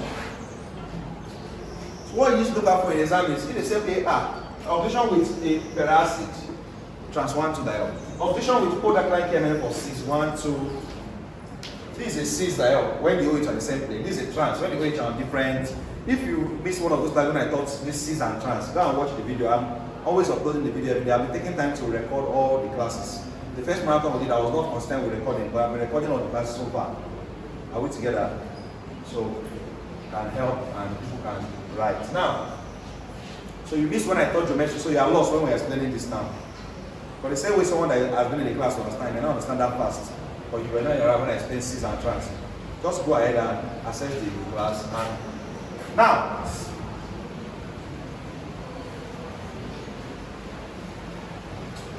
class, why is this called Bayes test? Because this cold alkaline KMNO4 is usually purple. But after the reaction, the purple color disappears, and we notice what? We notice a brown precipitate of MnO2. A brown precipitate of what? MnO2 is formed. A brown precipitate of MnO2 is formed. So why this is called Bayes test? After an alkane reacts with cold alkaline KMNO4, the color of the KMNO4 changes from purple to what? Brown. And a precipitate of MnO2 is formed. A precipitate of what? A brown precipitate of MnO2 is formed. So you will notice a color change. So in the exam, what is the color change observed during the Bayes test of alkane from purple to what? Brown. The color changes from purple to Bayes test is this. What is this is called? You can see that I'm not showing you up because maybe I've heard of this one before. It's your textbook I'm using. The reason why I like coding this test is so that you can see that we are following your scheme of work. If you are in my marathon class, you see me, I'm just covering your test for you. But the time that you don't like the part you like their test, they are so boring sometimes, you just be sleeping. In a marathon class, I just cover your test step by step. See, we're almost done. That's it, we're almost done. See what's remaining. But tomorrow I'll finish this and I'll just cover your test for you. See. So if you're in this class, cover to cover, I'm just covering your test for you. So even if you don't open this test and you have my notes complete, you should be able to write it. As long as you also work with your past question. So where personal comes in is that there's some things in the test that are looking too simple. You now go to get the exam point of view. How can I set it in the exam? So if you are paying for exam and you don't have past exam question, I don't know what you are doing. You want to write the exam, you don't have exam question. How? Don't you think that someone that's studied the exam question will have advantage over you? Don't you think? But that person has an idea of how they can set it. The way that person will be solving the exam will be faster than you because he's already used to what the lecturer is trying to say. Before you read 2-3 sentences, he knows what he wants to ask. So he has sleeping, something like that. Even if it's a new question, he has seen something like that. I know what they want to ask here. But you will be processing the question first. But you have not studied enough past questions. You first think, what are they asking here? So past question makes you faster in the exam. Like your thought of your listening is faster because I know what they want to apply. If you look at that one, they say find the empirical formula of pentane. I can bet you if I have not told you before in this class, let's be honest, and you're not done person, you'll be thinking, don't lie, let's be honest, right? We all know the empirical formula comes with, normally it should give you percentage composition of carbon, percentage composition of hydrogen, then you now start dividing. But you just ask find the empirical formula of pentane, they didn't give you any value. How do you calculate without parameters? Or someone that has done person, you knows where they are coming from. Oh, okay, let's go like pentane is C5H10. I know what to do. Okay, divide both side by 5. Smallest number. 5 divided by 5, C1, 10 divided by 5. So CH2 is the empirical formula of pentane. There are many questions like this that you will never know if you did not study your past and you enter the exam or like that. You never know that this is how you can deal with them. So please, apart from the marathon this weekend, before you enter a new course, why don't you look at and create to all your passion? Now, when you enter a new course, you are following us like that. You can 131. So you can plan yourself that this weekend, Saturday and Sunday. Saturday, no plan on Saturday, right? Yes, no plan on Saturday and Sunday. Okay, I will to revise. Just be at home. Thank God, no lecture. Revise all my past questions. Cover it very well.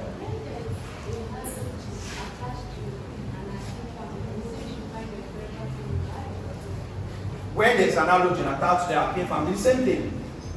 Just write down the molecular formula and divide by the smallest. If it cannot be divisible by the smallest number, then that's the empirical.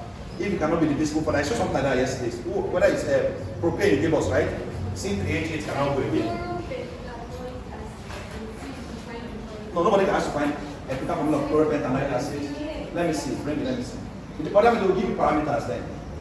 They give you parameters. Let me see. Number 14, give the structural and empirical formula of 2-chloropentamide acid. When this one now, they just draw the structure and write this molecular formula is the empirical formula. For pentamide acid, the molecular formula is the empirical formula. So see what they say. They see past question. This was question. Good. Now, I love it. So please, you are watching this class and you need past exam question. Why you blank? I will send all of the out. This is past question. You should get success past question. Use it, prepare for your exam step by step with the solutions. My solutions are at the back. They help you to understand the course very, very well. But this one doesn't look like the one you bought this year. Like you learned from your friend in year 2. You bought it this year. I mean, you have been reading it. Well done. Well done. The person is looking too new. There's something is wrong. Are we together? Well done. You must scatter your past questions. You won't be in year 1 again. So use the life after that past. Use the life from that past. After that, you'll be in year 1A. So use the life after the past. Use it. Worry the past question. Stop your passion to start saying, guy, how much you buy this? My job is asking you, how much I will give you back. Just me now. Use me just for 9 class. Use me now. You can't even go church. Give me the family. You can buy yourself. Give the structural formula of 2-chloropentamide acid. Who is pentamide acid? 5 carbons. Pentamide. Pent means 5. Pent means there, of course, must be OOH. So O, another OH. So they cannot be bond here. They cannot be bond. Carbon can only have 4. This pentamide acid, but 2-chloro. COOH must be the superseding functional group. So this carbon 1. So the chloro must fall here. 2-chloro. 2. So don't just go and say this is my own 2 abeg. No. It's not about abeg, it's about calculation. 1, 3, 4, 5. 2-chloropentamide acid. And what is 2-chloropentamide acid? The chemical formula of 2-chloropentamide acid. This is, if you are writing the condensation, this is CH3, CH2, another CH2, CHCl, CHC in bracket. Anybody that's a branch, remember?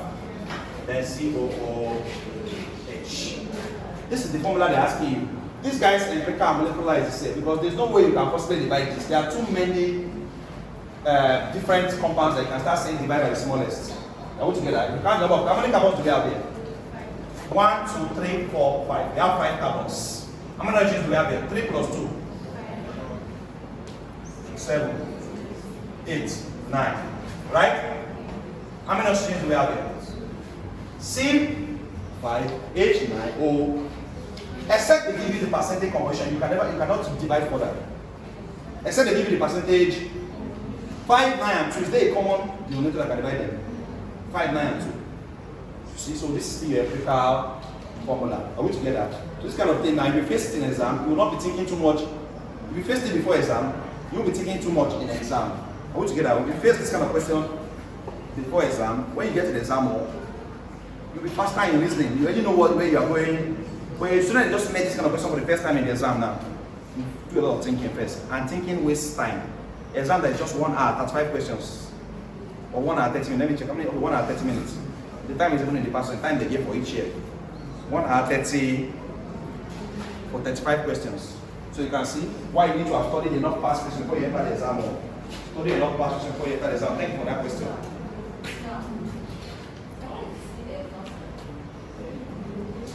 Oh, sorry, I didn't want to see. That's C5, H9, O2C, So even CL has not completed the more CL1. And one of this is the empirical formula. This CL confirms it because CL is the current one, which is the smallest possible. We can't divide more than one. You're no longer empirical. Empirical formula should be an O number. Now, class, moving forward. Wait, let's know. What was I doing before? So I said alkenes undergo oxidation. This guy changes from purple to brown. The precipitate of MnO2 is formed. Aces 1,2-diol is also formed. Let's give you an example of an alkene and how this is 1,2-diol is formed.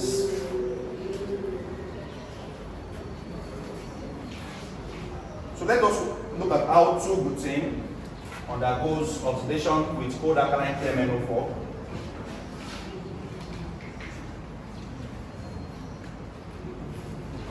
So we have CA3, CH, double bond, CH, CA3. This is 2-butene in condensed form. Like your test will give this in condensed. I told you your expect some structures in condensed form. This condensed form, I told you the only thing I might show is just double bond, which I told you yesterday. This is 2-butene class. In the presence of cold alkaline KMnO4. Now, what is the opposite of cold? Hot. What is the opposite of alkaline? Acidic. Is either you're an acid or you're an alkaline is base now. Opposite of base is acid. Plus, if your question says hot acidic KMnO4, the product will be different. We'll come there. All together. So this KMnO4, well, this cold alkaline, so take note, don't just cram, yeah, anytime I see KMnO4, I know the acid. No. Cold alkaline KMnO4 is there. This is what we're going to have. When you have hot acidic KMnO4, another product will be obtained. We'll show you step by step. Let's go. Cold KMnO4. We're going to have 2, 3, 4. Class, no one will think about 2 and 3. Well, you know that a diol must be formed. A diol means 2 OH. One organic compound contains 2 OH group is a diol, right? Class, the problem is where are the 2 diols going to? Which of the 2 carbons will carry the diol, the 2 OH groups?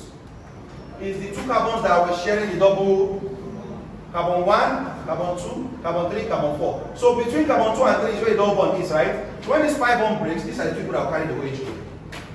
Because class, you already know that in diol is formed. We told you that anytime a cold alkaline KMnO4 is used to oxidize alkane, a diol is what kind of diol is called cis-1. Now that 1, 2 doesn't mean there must be 1, 2 like preceding number, that's what it means. But this one is 2, 3, but it's still cis-diol. Class, if you have to draw, if you ever have this in the exam, you have to draw a structure, be very intentional with where you put the OHO. The OH should be on the same side, showing that it's cis. But once this one of the OH is down and one is up, you have just drawn a trans. You just drawn a what? So this is a cis. This is cis, butan, 1, 2, 2, 3, sorry, 2, because this carbon 1, 2, 3, 4. Between 2 and 3, 2, 3, diol. 6, butan, 2, 3. 6, butan, 2, 3, diol. 6, butan, 2, 3, diol. Class, note that this under-oxidation agent that also leads to a cis diol. That is called osmium tetroxide. Osmium tetroxide. Osmium tetroxide. If alkanes react with osmium tetroxide, a cis diol is also formed. Cis 1, 2 diol is also. So osmium tetroxide has the same effect as cold alkaline KMnO4 on alkanes, right? It will lead to the formation of this. So if you see osmium tetroxide in the exam, you see cold alkaline KMnO4 in the exam, just know that a cis diol will be formed. A cis diol will be. Let's now look at hot acidic KMnO4. What if it is hot acidic KMnO?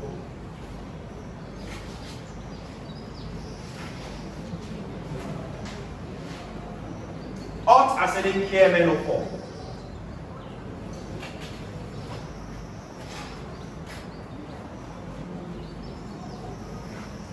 Class, cold alkaline KMnO4 gives what? The way I told you to stop things in your brain. I And then we want to do hot acidic, right? Doesn't mean we should not forget everything about cold alkaline. Then say, well done, I'll leave it now. That's how Nigerian saying that. Leave it now. Leave what? When you want to learn something new that has a contrast with what you have learned before you start that new thing, go back to that old thing and then still ask yourself, remind yourself again, okay, what do I know?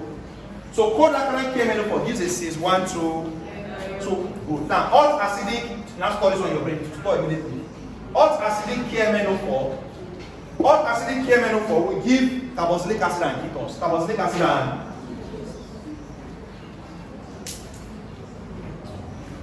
when alkenes react with what? Hot acidic KMNO4, it will give carboxylic acid and what? Ketones. When alkenes are oxidized with what? Hot acidic KMNO4, carboxylic acid and ketones are formed. When alkenes are oxidized with what? Hot acidic KMNO, carboxylic acid and ketones are formed.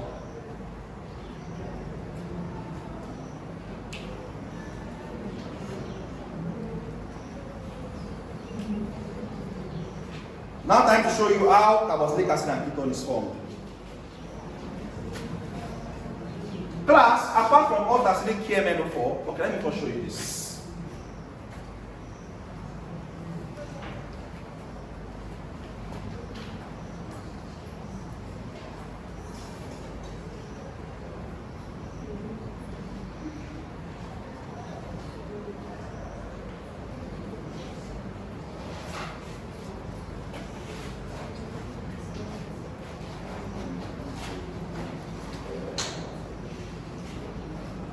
Class.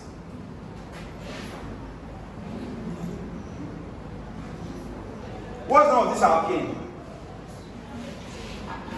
What's the name of this alkane, class?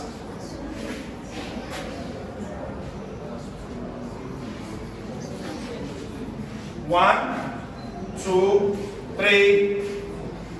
1, 2, 3. Even if you count from here, 1, 2, 3, still between 2 and 3. So this must be a branch. It must be a what? This branch is methyl group, right? Occurring on the second, 2 methyl. 2 what? What's the parent name? Between 2 and 3, the open between 2 and 3, we give it 2. 2. So 2 methyl 2 butene or 2 methyl butene. Do you agree? 2 methyl 2 butene or 2 methyl butene. 2 methyl 2 butene or 2 methyl butene. 2 methyl 2 butene or 2 methyl butene. 2 methyl 2 butene or 2 methyl butene. This is the alkane. When hot acidic KMNO4 is oxidizing an alkane, we already know what we form, carboxylic acid and what? It's now how to bring it to life. So they give you any example in the exam. You know that it's carboxylic acid and ketone, but the exact carboxylic acid and ketone that should be here and here is what I want to teach you now. So that anyone they give you the exam, you can also replicate. Are we together? If not, I'll just stop there and give you, go to the next thing. But I need to show you an alkane. And I'm using a very tough alkane that even has branch. I'm not using a normal alkane. So that it's the hardest one, you can change it. Class, are we together? Carboxylic acid and ketone. So two different functional groups will come out of an alkane. Who are carboxylic acids? We have done it, right? Carboxylic acid are what? Everything I was teaching each day, I know what I was doing, leading to somewhere. Who are carboxylic? COO and ketone is what? And where is ketone's carbonic group found? In the middle, right? Why aldehydes at the end? And aldehyde's carbonic group has hydro. Like I saving your strength for exam. Nobody wants to talk again. I bet so just do that. I have exam next week. Alright, class. This hot acidic KMNO4 will split this double bond. A pi breakage will occur. It will break it. And class, for the first time, sigma bond will also break, will also bend, will also break. Sigma bond usually doesn't break. It's going to split actually. Because there will be a split here. One of these sides will form the carboxylic acid, the other side will form the ketone.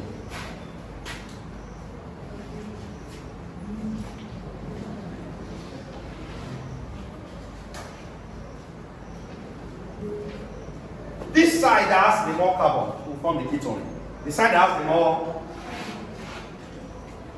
who has the more? This is 1, 2, So class, this is the CA3 on top. Follow me. And this is the CA3 here. This is where the split occur, right? Oxygen will now come in here. This bond will break into two. This double bond here, this also take double bond here. So this other half is still here like this. Class, follow me.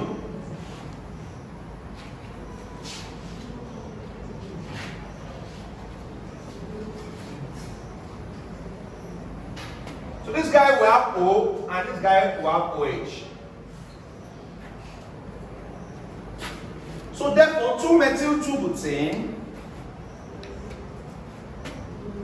will lead to the formation of propanone. Because this 1, 2, 3, propa. This is a ketone, propanone. And 1 to ethanoic. Ethanoic. If I bring this H out of here and put it here, see that this is H.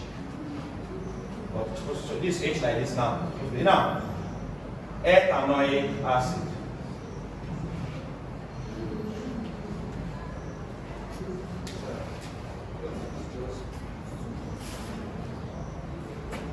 If it was just butane,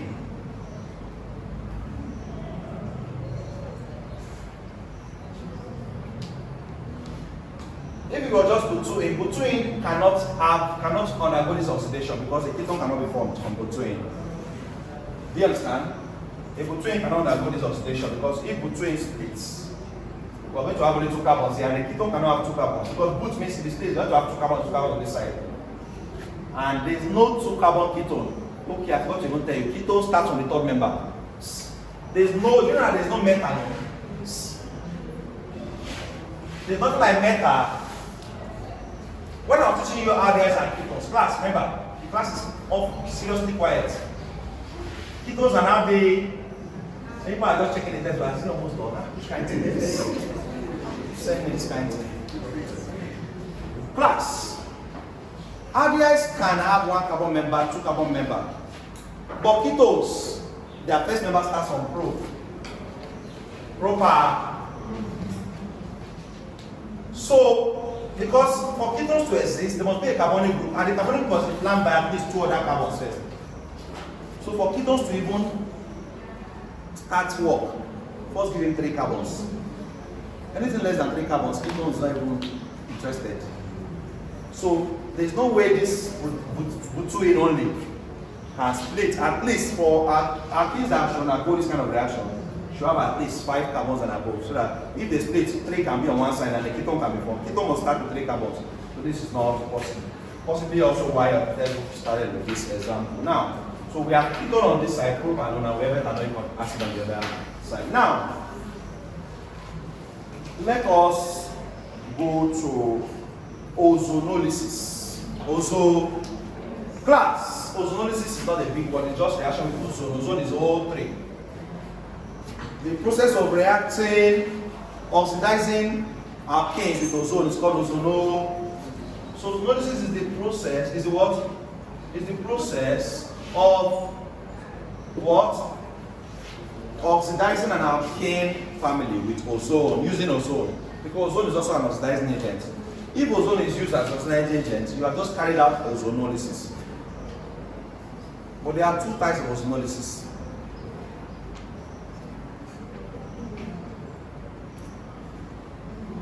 Class, have you ever sat down to thought that everything we are learning now is people that invented them? Has there been any new thing that we invented that we are now studying now? Has our generation invented anything that people in the future will read? All the things we are reading now is older generation that invented them, we are not reading there. All this chemistry. Someone like 18, if you go back to the history of chemistry physics, 18, this 19, this 17. So I feel like this is our generation, we just say, okay, we don't discover enough, we are not discovering again. You can imagine that they were creating problem for us. Creating what? Someone just sat down and said, organic, when I go suffer, I never wonder. When I see the heaven, I'll be, don't worry, when I found this earth, and I will meet something. We will go, we will not go by that time, they have left it for us. But this is our generation, I'm wondering, if I sit and say, what's the new chemistry? What are we creating for the new? For 200 years from now, the people will be able to say, they'll say we did not even try, we will not even put anything for us. Or they'll be thanking us. God, thank God, thank God, so I don't know anything, thank God. Okay, class. Ozonolysis are of 2 types. The first ozonolysis, we're not going to stress ourselves, we're also going to give us exactly what we have here. Osmolysis in the presence of what? Osmolysis followed by hydrogen peroxide in the presence of an acid. Osmolysis followed by hydrogen what? Peroxide in the presence of an acid. Osmolysis followed by what? In the presence of an acid. Class, that's reaction. When I say osmolysis, what do I mean? Reaction with ozone in the presence of, followed by peroxide in the presence of an acid. Reaction with ozone followed by peroxide in the presence of an acid will also yield ketone and carboxylic acid. We also yield what? Ketone and carboxylic acid. Reaction with ozone followed by what? Hydrogen peroxide in the presence of an acid will also yield what? Carboxylic acid and ketone, or ketone and carboxylic. So you see that you're not going to write anything here because this same example, you just change the reagent to ozone. Just change the reagent to what? In the presence of what? An acid. So ozone, if in the exam you see O3, O what?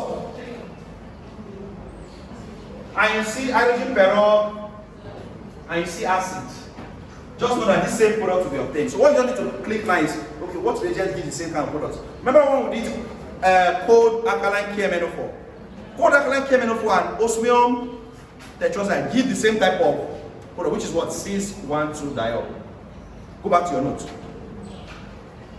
Cold alkaline KMNO and osmium tetroxide, OSO4, give the same type of product, Cis-1,2.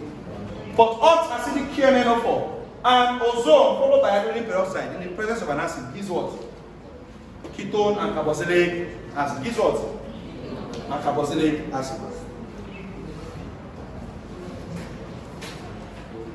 Now the second osmolysis. Osmolysis followed by treatment with zinc metal. Osmolysis followed by treatment with zinc metal. So if you see O3, but you don't see hydrogen peroxide, you now see zinc. You now see what? Osmolysis followed by treatment with zinc metal in the presence of an acid.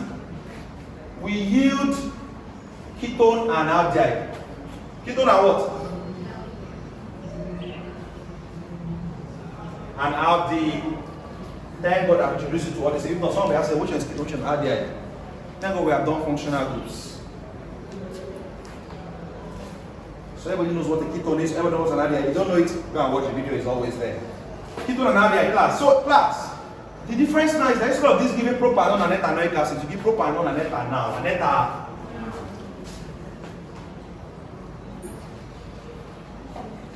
What makes an ethanol is that instead of OH, it will just be HCl like this. So drawing the structure of ethanol, what's ethanol? Ethanol is carbonic group with hydrogen here like this, and this carbon with 3 hydrogens here. So class, the first osmolysis, follow me again. This one has to be ingrained into you so that, I know you are there, so you have to be more intentional. If not, you just use tiredness and shit this one out of your brain. Follow me. The first osmolysis followed by hydrogen peroxide in the presence of an acid. That one yielded ketone and alkanoic acid, right? But the second osmolysis is osmolysis with what? With zinc, treatment with zinc in presence of an acid yields ketone and aldehyde. What's that name for aldehyde? Alkanals. Alkanals. What's that name for ketones? Alkanones. Alkanones. So we're going to have propanone and ethanol. And class,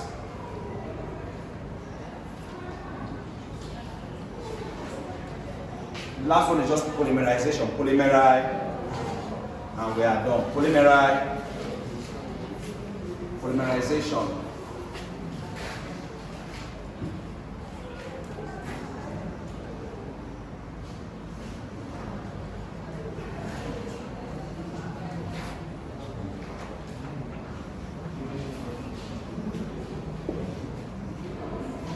Class, what is a polymer?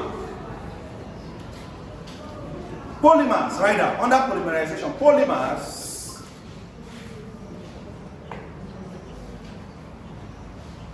are you there? Are compounds that consist of very large molecules. Polymers are compounds that consist of very large molecules, made up of repeating subunits. Polymers are compounds that consist of very large molecules, made up of repeating subunits, known as monomers. Known as what? monomers. Class, a aggregation of monomers lead to what? Polymers. How come again goes too fast? Polymers are compounds that consist of very large molecules, made up of repeating subunits, known as what? Monomers.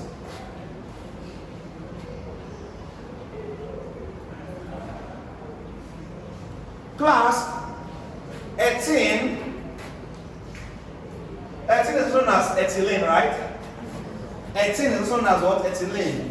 Under the right condition, and what's ethene?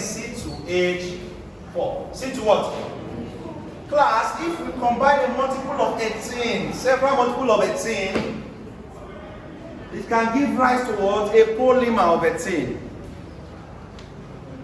And that process of repeating ethene several times, like 20 times, is called polymerization.